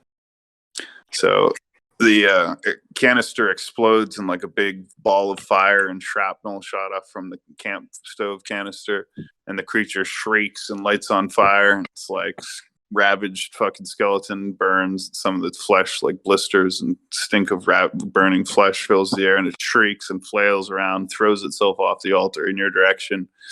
But chunks of its vertebrae have been blown off, and some of its fingers have blown off of one hand, and head is all fucked up. Its brain is hanging out, but it throws itself at you, Sanchez, and goes, Sanchez, I will consume your soul. Then throws itself at you. So it's not going to attack you. All right. Hold on. It's attacking you now. You already took your action. So you got the initiative on that because you took initiative with what you did. But yeah. Here we go. So the creature tries to thrash at your eyes with its like sharp skeletal finger claws. Tries to gouge your eyes out, basically. Just rip at your face. Does it roll? Yeah. So it's going to try and hit you. And what's your dexterity score? 3. 3. Okay, so we'll say it hits on a 7. So the creature slashes across your face with its sharp, bloody, blistered claws, and it's going to roll to hurt you as well with its strength value, which will be 2.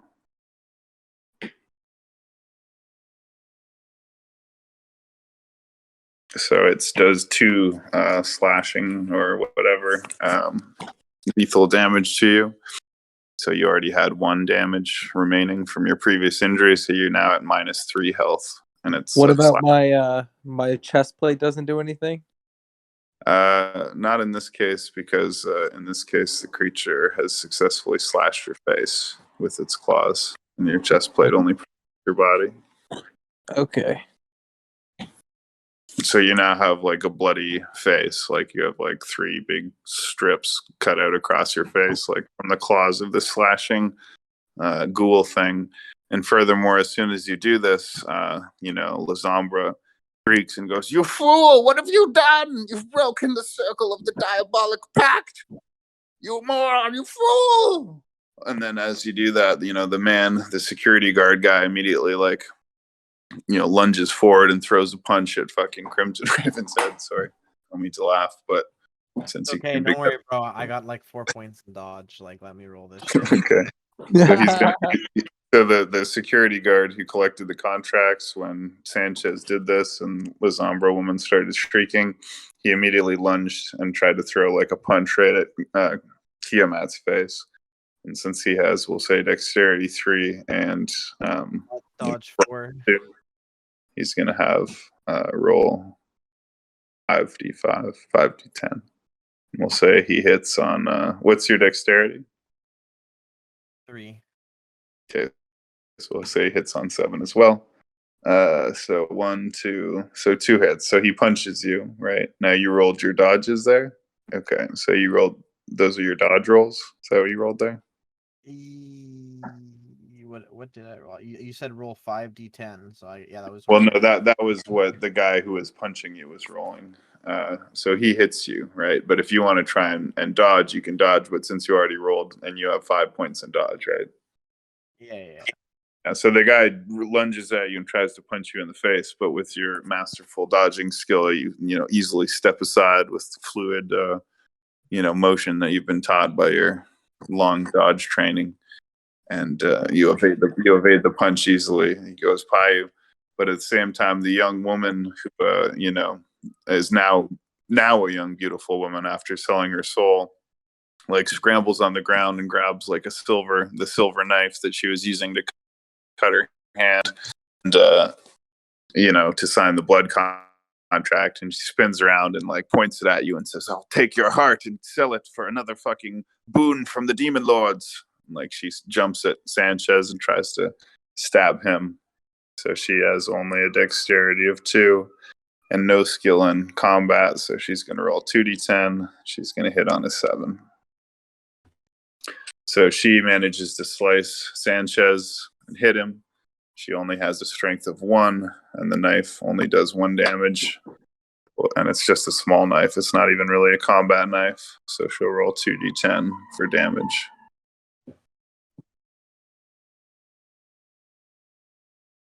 So she slices you, but it just scratches you. She doesn't even manage to hurt you, really.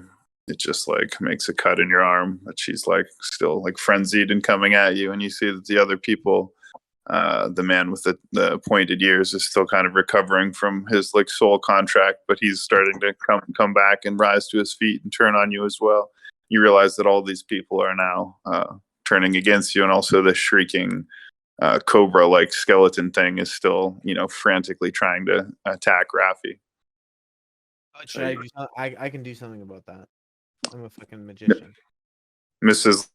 Lazambra says, "You'll pay for this, you fools! You'll pay with your souls!" And she flees into some kind of back, doorway somewhere behind the altar, disappears behind a curtain. Okay, well, I take this opportunity to probably like save Raffi's life. I want to cast a binding spell to take this like cobra thing and basically bind it within the pentagram that it's already sitting in anyway. So the only spheres you have are time, prime, and matter. So you can do something with matter, you can do something with time, and you can make objects. But those are your only current powers. Okay, so what I'm gonna do is I'm gonna use like make a binding spell that stops time on it, and it just freezes her, and she's just like stuck.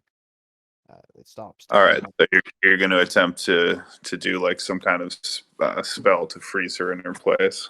Yeah, sure. Let's do that. So that'll be time, and then what do I? Is it like any of my mental powers say anything here? You can try to use like occult, for example, to see if you maybe know like any secret words or binding spells that particularly work for this kind of demonic entity. So I have 5 occult. So I roll like a d5. So just roll 5d10, and every success on 6 or higher will lower the difficulty of your binding spell by 1. Look at that, 2 10s. So that's 4 successes. Anything else over 6?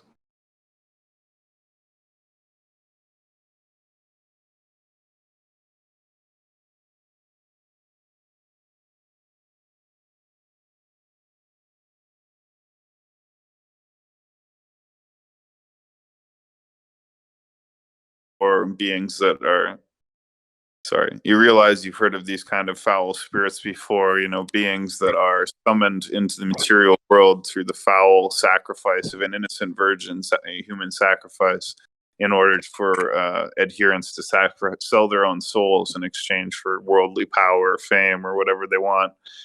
And you remember that you've been taught, the secret binding words that can bind spirits such as these, using some of the most common true names for these kind of demons. So you grab onto your amulet and you attempt to, channel a spell to lock this being in some kind of temporal time prison. So let me see your rolls again. So 2, 4, 5, 6 successes. So you need to roll 1d10 for your magic, and you only need a 4 or higher to succeed. Okay, so let's roll 1d. Actually, 2. Yeah, 4 or higher. Okay, so you quickly cast, channeling through your amulet, this cast the magic words of temporal stasis and the ancient. I had magical words if you want. I wrote magical words. Yeah, say Burus Ishtor Adonai Jara Turu Bindes Sarai Injar Hakar Puro Donai. So you perfectly execute the ancient temporal sigil spell of the Abramic rubric of Abramelon or whatever, and you unleash the spell, and the creature is petrified, like crackles with like weird time crystals shimmering blue as it like freezes in place and becomes like a temporal sculpture of sorts, like stuck in midair, not even like falling to the ground. It's just like now levitating in the air because in mid leap, it's now been frozen. It's just like completely locked in place. However, the three cultists who came with you, as well as the security guard, are still very much in the fight. So, Rafi, do you want to take an action? Yeah, I want to try to tranquilizer Dart, the person who's coming closest to me. Brilliant. Well, you can choose which target you want, but the woman who swung at you last was the old woman with the knife. Yeah, let's tranquilize Dart, her. All right, you quickly reload your crossbow and attempt to swing it around and fire a tranquilizer poison-laced crossbow bolt at the now 19-year-old and attractive woman. So roll dexterity plus firearms. And I guess because she's close by, you need a 6 to hit, I guess. Dexterity plus fire.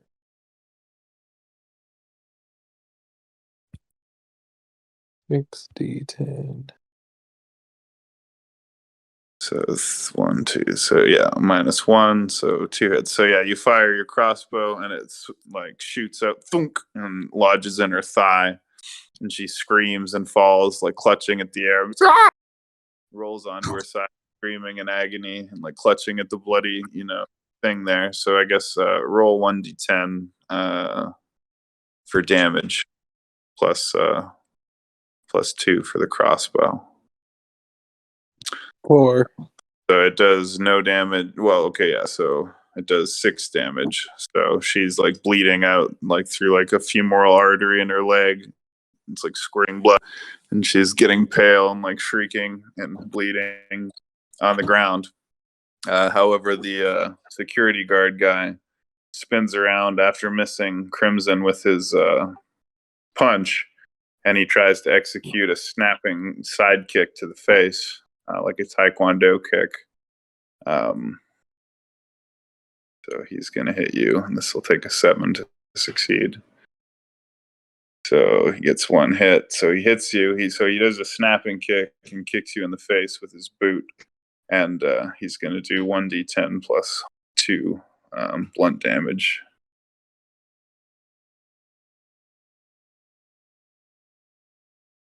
So he kicks you in the face, and you feel your nose squash and blood come out of it, and also, knocks your head back, and you take 4 points of blunt damage from being kicked in the face, Crimson. Dude, how did I get kicked in the face and I get to roll a dodge? Oh yeah, you can roll your dodge. Actually, I forgot. You can actually try and roll your dodge. Yeah, dude, that's why I have fucking 4 points in dodge, bro. Roll fucking 4d fucking 10. Fuck. Okay. Well, I Well, get kicked in the face for at least. yeah, you got kicked in the face anyway, man. Fuck. So you try to dodge out of the way, but he's too fast, and he clips you clean in the face with his hard fucking black shoe and smokes you right in the nose and does 4 points of blunt damage.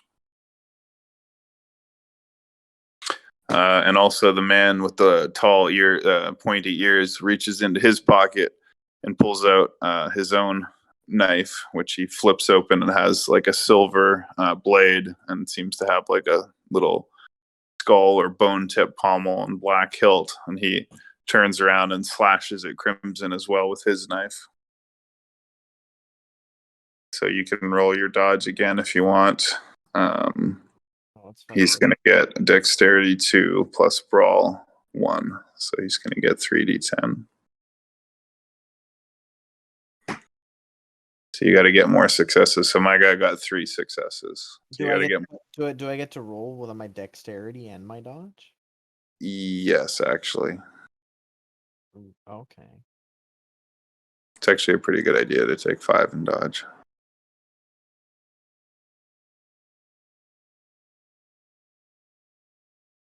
So you need a 7 or higher. So 2, 3, 4, 5, 6. Yeah. So, this guy swipes at Crimson, but again, with your lightning fast dodge reflexes, you roll it away. It's like a fucking ninja roll.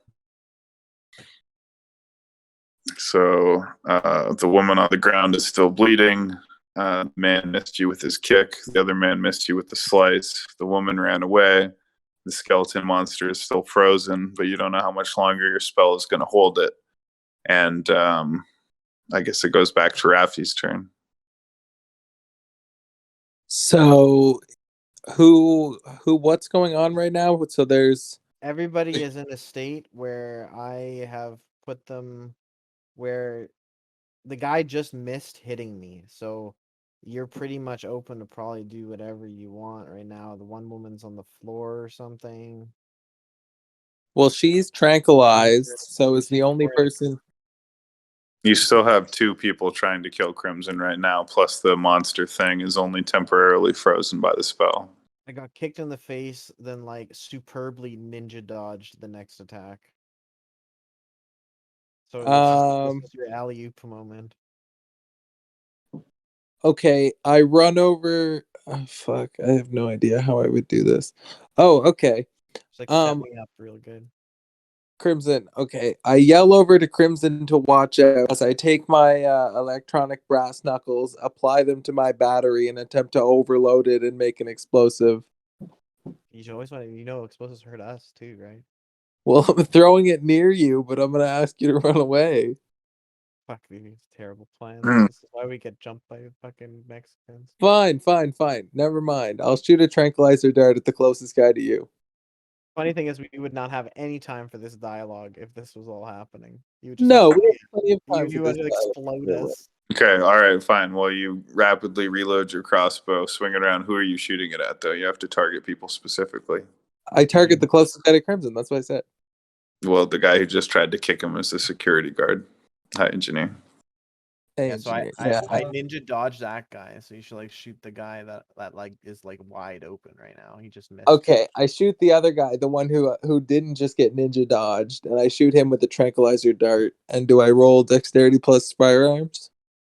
Yes, if you're trying, yeah, and you're shooting the security guard who just kicked Crimson in the face. Roll 6d10. Come on, baby, show me the money. I got 1 success, 2 success. Hitting on 7, 2. You got 3 successes. Okay, so you go thwunk. But Your there's a fucking 1 too. tranquilizer, poison laced crossbow bolt zips through the air and catches the guy in the chest, just under the left shoulder, and he grunts in pain. Blood flies out of the wound, and you can roll 1d10 plus 2 for your crossbow.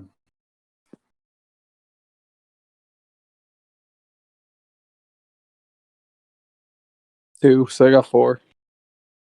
You only rolled 1d10. Oh yeah, so yeah, you did 4 lethal damage to the guy. So blood spurts out of the wound and soaks his like white shirt under his security uniform, and he grunts in pain and like grabs onto the shaft of the arrow. The one person who remains, the tall guy with the pointy ears, lunges again. This time at Raffi, having realized, I guess, that Crimson was too fast, and attempts to stab him with his knife. He's gonna roll dexterity 2 plus 1 brawl, so that's 3d10. So he tries to hit Raffi. He does not, so he lunges, but he's awkward and off balance, and Raffi's able to step to the side as well, so the guy misses him. The creature, you can see the spell is wearing off. It's beginning to writhe around and hiss and screech and move, but it's still like slowed down, like it's like moving through molasses right now, but you know your spell's only going to last for not much longer. This creature's going to be free again. Did we deal with everybody? Well, the woman is tranquilized. The man is not yet. The woman is, still in pain on the ground, and she's got a leg fucked up, so she's not getting back up. The man is still standing. He's going to roll attempt to resist the tranquilizer poison. He's going to roll stamina 2. He's going to need 1-7 or higher to resist the tranquilizer. So he grunts and dizzy and weaves back and forth, but he manages to stand on his feet, trying to pull the arrow out of his chest. So we'll go back to Crimson. All right. Well, the smartest thing that I can do in this situation is I'd like to cast a spell. I want to spawn a obsidian spike, and I want to stab the cobra thing that is slowed in time in the face, like right in the skull. Well, you already still have the stone knife that you made with your magic last. Like I want to. I left that one under the bridge. I want to spawn a obsidian spike. Okay. Well, roll 1d10. You're going to need a 6, and you're going to need to burn a point of quintessence. Okay. So I'm gonna roll one. What is 1d10 for the sphere? It's for your Arit score for both you guys. Started at 1. So 1d10. Mhm. Oh, I didn't type roll. My bad.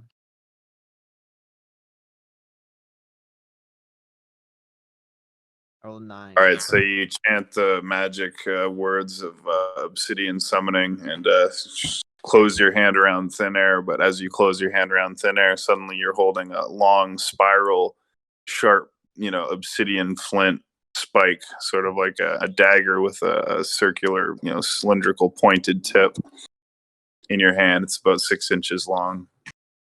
And then you try and swing it at the creature's skull. And because it's still in temporary stasis, it's relatively easy to do this. So you only need a 5 to succeed to hit it, and you can roll dexterity plus melee. Let's see. Dexterity is 3, and I don't have melee. We'll roll 3.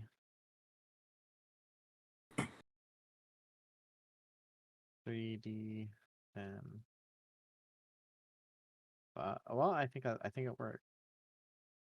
You think what? I got a 10, a 7, and a 1. Yeah, so you got 1 hit. So you swing your obsidian spike, and it crunches into the brainstem of what used to be the woman's skull, but is now this horrific demonic possessed creature. And it shrieks, and its tongue is waving back and forth. It's like 3 feet long now, stretching somehow out of its mouth.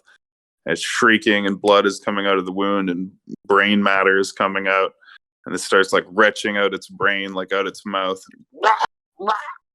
And it vomits out like black, bloody chunks of its brain out of its mouth and starts convulsing on the ground. And that was still the women and the man pass out. And then you realize that the redheaded, beautiful young woman who was also with you has been crouching behind the altar. And she gets up and runs off, following where Mrs. Lasombra went, and runs off into the shadows, leaving only the bloody corpse on the altar, the empty silver chalices that you drank the unknown substance out of, and the 2 people who are now passing out from the tranquilizer and bleeding as they collapse onto the ground. I just came here for a barbecue. Should we go deeper? Should we chase through the door that she went into? I feel like the woman that mattered already left when she was like, "I'll get you later." That was the woman. All right. So I guess we Nobody should else- leave. I guess we should. Well, but I feel like there's still 2 security guards in play, isn't there? Is there? How he dealt with them? No, are you kidding me? The fucking cobra demon was going to wake up. You're welcome. Well, thank you. The one security guard left earlier with the contracts, and the other security guard is now tranquilized. Raffi's used his tranquilizer darts and his exploding arrow, so you have no more special arrows. And the room is empty, and there's just blood everywhere, I assume. Just 2 people bleeding out and tranquilized on the ground. One ripped up woman's body on the altar. One like gross skeleton monster thing dead on the ground. And unless that's all you've seen so far, anyway. Yeah, I think we should bounce, and we should go back to like wherever the fucking Christ lore is. You think we should bounce? Look, I'm down to you bounce if you want to bounce. I feel like we should at least go through the door, because if you think she left, I mean, maybe there's something on the other side that's useful. I guess we could we're like in some sort of like weird ritualistic occult temple. But like I feel like this place is gonna have more security. You know what I mean? Like we're gonna get in well, we already are all in right now. I just stabbed a cobra demon in the face with an obsidian spike, so All right, let's leave. You're right. They're gonna be pissed. they're gonna be really pissed, dude. Like we didn't accept the infernal pact, right? So let's weigh our odds here. We didn't accept the infernal pact. I try to be really respectful. It's clearly you've never been to one of these parties. Clearly. But you know what? This isn't the first time I've had to do something like this, so we're all right. These go sour a lot of the time, actually. You hear voices like angry male voices like yelling and footsteps coming from the dark corridor where the Miss Lazambra ran out. It still sounds like some ways away, but you can hear it getting closer. Fuck this shit. I'm out. Let's get back to the car. Well, I guess we flee out the door that we came in. All right, so you run up the coiling staircase past the candles set in the alcoves. You run up, and suddenly the stairs get longer on the way out than the way in. You could have sworn there wasn't this many on the way in. You feel like you're running and running, and you can hear the footsteps coming behind you and the cackle of radios and what certainly sound like more security guards chasing you. You get out the entryway and back into the alcove, or rather the atrium, where the big strange distorted Tyrannosaurus Rex type skeleton is, and you racing, but you can hear the people coming up the stairs behind you. So roll I guess it would be stamina plus athletics to get away before the security guards catch you. God, do I have points in this? Stamina Plus to athletics. You're getting tired. You've been running up all these stairs, and your cardio is your lungs are burning. You're trying to keep running, but you're getting tired.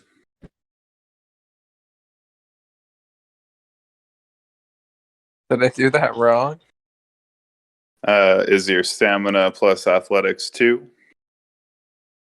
Yes. Okay, so you guys both rolled 1 critical failure and 1 success, meaning you both got no successes. So as you get up to the top of the stairs and you're running across the hallway and you get under the legs of this huge Tyrannosaurus Rex behind you, you see the 2 security guards at the top of the stairs pointing pistols at you, and they both fire. Well, the first one to come up the stairs fires his pistol. So he has dexterity 2 plus firearms 2. So he's going to roll 4d10. So you're trying to run, but your cardio gives out and you're too tired and you're slowing down. They catch up to the top of the stairs and pull out their pistols and shoot. And they're firing. The first guy fires. Oops. Some kind of chrome pistol. You're not sure what kind it is. Maybe a Glock. 1 critical fail, 1 success. So I'm going to roll 1d10, and on 1 to 5, it's going to hit Raffi, and on 6 to 10, it's going to hit Crimson, just to determine who he targeted. I hope it tries to hit me. Oops.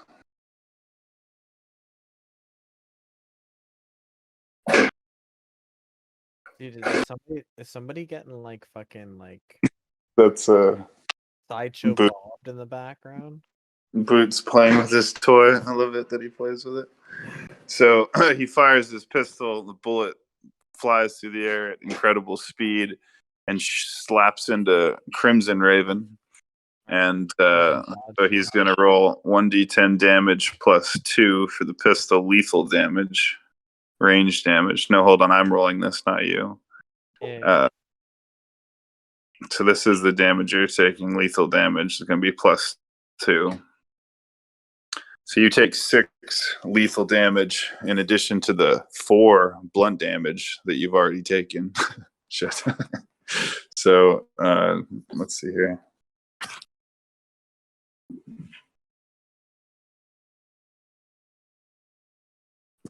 Do I not get to try to like dodge this? Yeah, well, you can't dodge a gun that's shooting you while you're running from behind. I think you're really underplaying the fact I'm a time wizard. Yeah, but you didn't, use any magic that would have helped you. I didn't get the fucking opportunities. All right, so here's what we'll say then. So, how much health do you actually have on your sheet? Let's see here. We have health. Yeah, you have a certain amount of health. So, let's see here on the dungeon. It says if I'm at -5, I'm crippled. Okay, wait, let's see. So,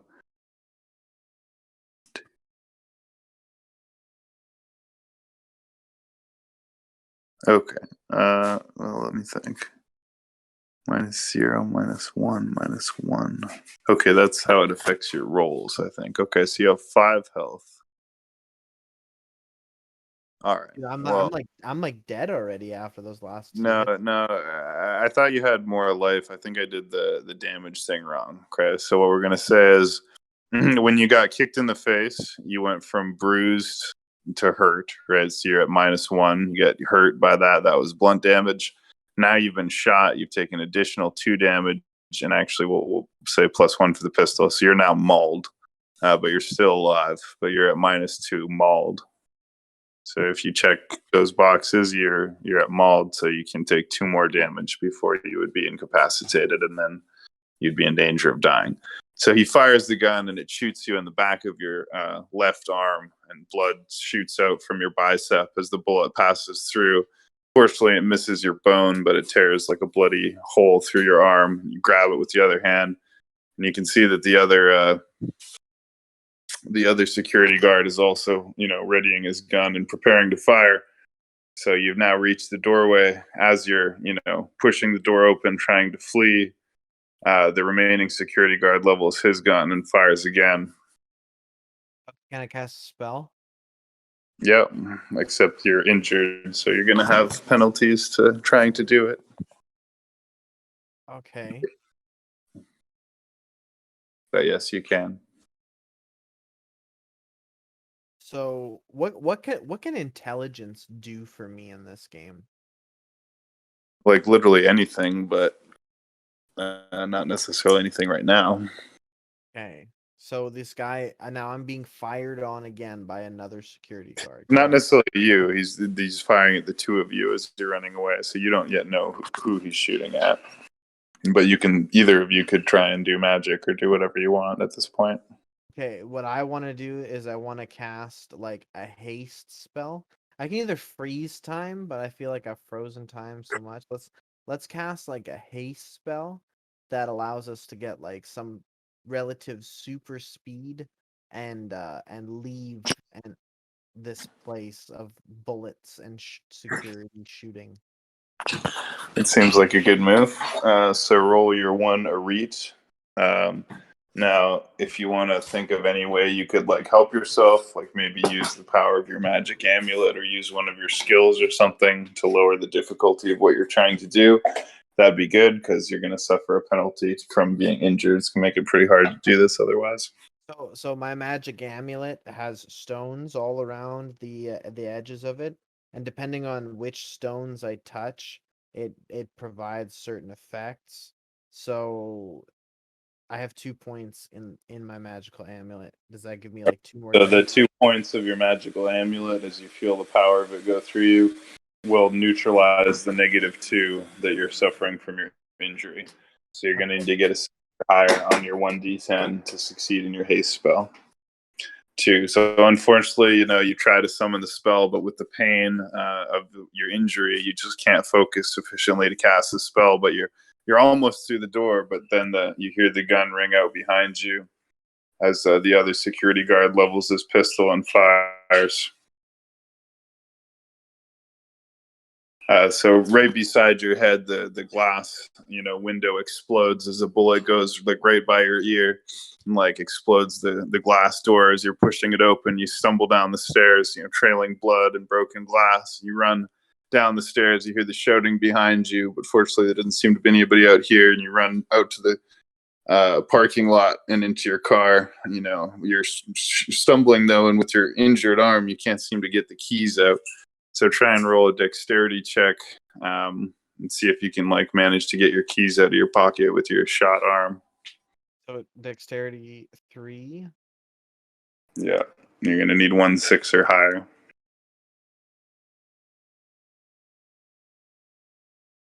That good. Something good happened. Good. So yeah, you manage to use your healthy arm and pull the key out, but you realize it's going to be hard for you to drive. But you throw the key to Rafi since he didn't have a shot arm, and jump in the passenger seat, and you manage to unlock the door and get in the car, and you see the guys running out the front door and pointing their guns as you begin Rafi begins turning the key and activating the car and pulling out of the parking lot. The first security guard fires at your car with his pistol, his Glock, and he hits your car, and he gets a critical hit. So the bullet goes through the window, and I'm gonna roll 1d10. Well, actually, yeah, I'm gonna roll 1d10, and if he rolls a 9 or a 10, it's gonna hit one of the occupants of the car. Yeah, I'm gonna fucking smoke 1D bong right now. Oh,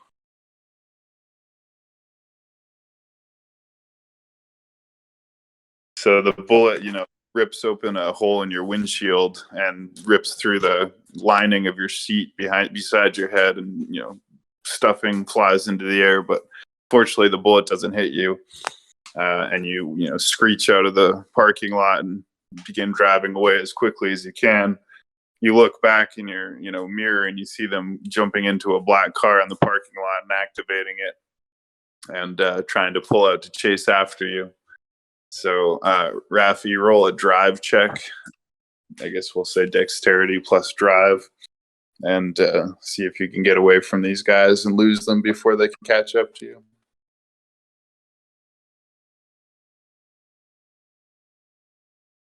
10 and 9.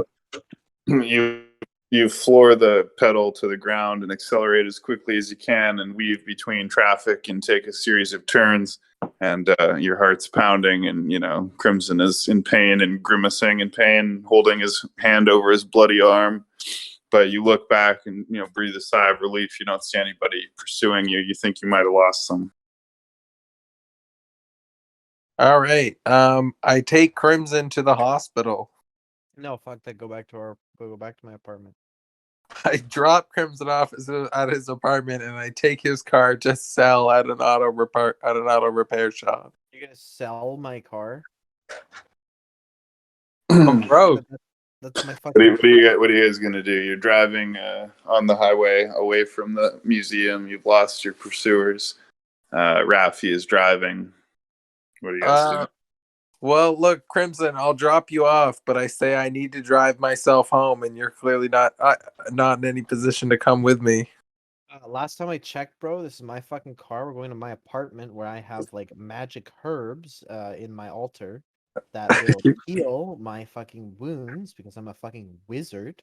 And you're either gonna take me there or I will literally spawn an obsidian spike and put it in your skull. Look, dude, I could fucking mind control you right now. Don't even test me. I pull out my mind control device and I flash it once to make Crimson go to sleep. You better be You're gonna try on this one. I try to put Crimson to sleep with my mind flashing device. Yeah. Can I use science and mind to do that? Well, since you're both mages of the same Arit, I wish I knew how important a read was. well, So since you both have the same arete, roll 1d10. We'll just do a straight up contested roll. So this is going to be like a willpower check between two mages. So you sense that Sanchez is trying to cast some kind of hypnotic spell on you with his device here, put you to sleep. So you attempt to resist it. So you guys both roll 1d10. See who gets a higher roll. Contested will roll here. You're so lucky I didn't spike you. I got a 9. He got a 5. Okay. You also do have the option of like expending a willpower point to try and like resist this if you want. Crimson. Oh wait, what? I can do what?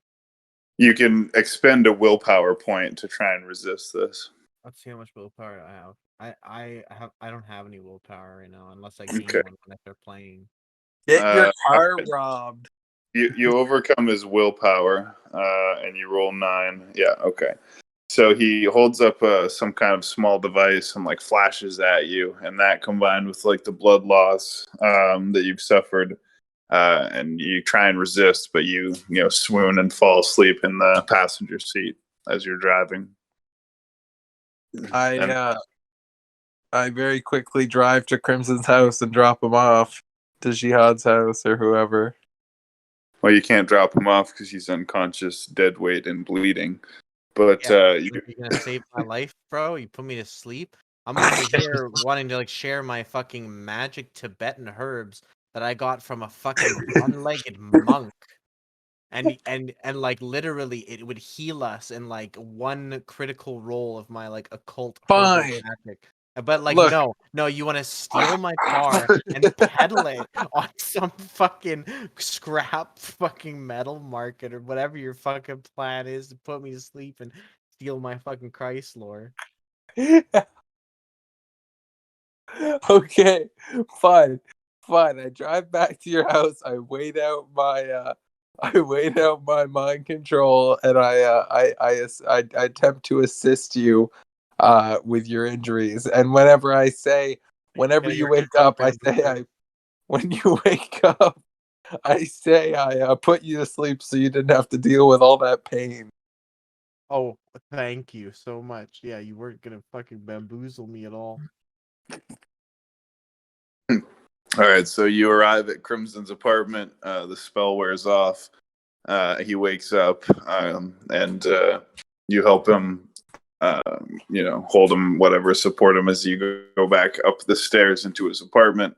Turn the key into his comfortable, one-bedroom apartment on the 7th floor of 77 Eboncourt Manor, and you lock the door and you breathe a sigh of relief that you've managed to get away from this insane, nightmarish night at the La Zombra Museum.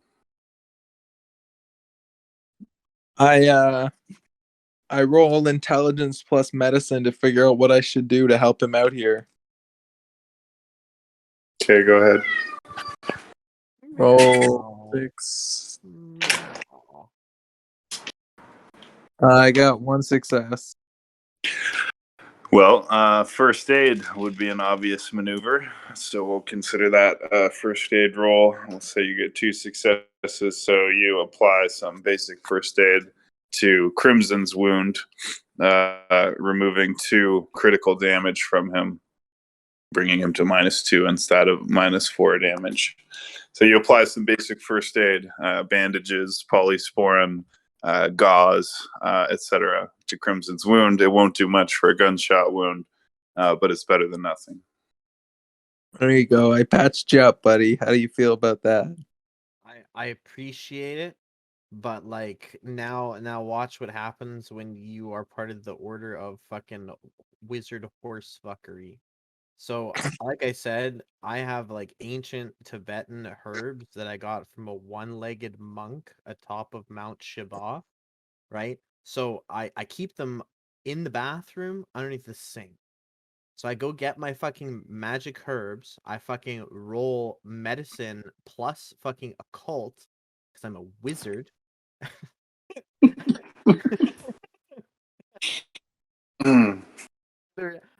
All right, roll medicine plus occult and use your magic herbs. Okay, so that's fucking 5. That's 6 fucking bees. Nuts. Roll. Are you using these on yourself or him? So my plan is to make a tincture to put graciously underneath his bandages that will basically when I wake up all my wounds will be healed because one-legged monks don't fuck around. Okay, go ahead and roll your dice. Yes, perfect. Critical success is 1 failure. That's 2, 4, 5. Whoa. You can heal a total of 5 damage between the two of you any way you want with your magical potion of healing, which was quite powerful. And you can have So look at how much damage you guys have. You already were down to -2, I think, Crimson, because you got the first aid. Rafi, I don't know what your minus points are, but I'm down to -3 or maybe 4. I'm down -3. all right. So you both drink the tincture, and as the powerful medicinal herbs, come into effect, the sedation and the pain relief hits, and you both basically collapse. Crimson collapses into his bed, and Rafi collapses on the couch. And the healing herbs slowly take effect, but you both pass out for like 16 hours into like a deep sleep as you recover from not only the physical damage, but also the spiritual and psychological trauma of the ghastly things that you witnessed. insane. I'm still scared. Like I wet myself a bit. Like that's So, like Shogun, you got so into that. Like I was there. Like awesome. Well, since you managed to overcome this combat and danger and eldritch terror and all these different challenges, overcoming a powerful demon of that nature, encountering those kind of spiritual entities and prevailing, you can both add to your Arete score 1. So you've now leveled up as mages. So you both gain an Arete score of 1. thank the Lord. And Thank you guys you. can also both assign 1 skill point however you want. So I'm wait, 1 skill point for So just a skill in the second category. So knowledge, talent, or whatever. 1 skill point. Well, what would be really good? Probably fucking Probably. melee, bro. Sorry? Probably like melee would be like very worth it. Yeah, melee is good, especially if you're going to keep summoning spikes and trying to stab people with them. It seems like a pretty good go-to. Like just like Rafi, you're so lucky I didn't spike you in the car. You have no idea. So yeah, you guys can increase your Arete score to 1, or buy 1 to 2, and then add 1 skill point as you want. I'm gonna add maybe 1 to drive, so I potentially am a better driver. Maybe, I don't know. Actually, I'll add it to computer. Let's get myself 3 computers, so I'm really good at computer. Then you can gain a willpower point. I can get what? A willpower. So I'm You sleeping. guys can both gain a willpower point for resisting the infernal compact. Yeah, I was not gonna accept that, even in like a satire environment. That was a good fight, though. We actually dealt with that pretty well. Yeah, no, that was we did really good at the beginning.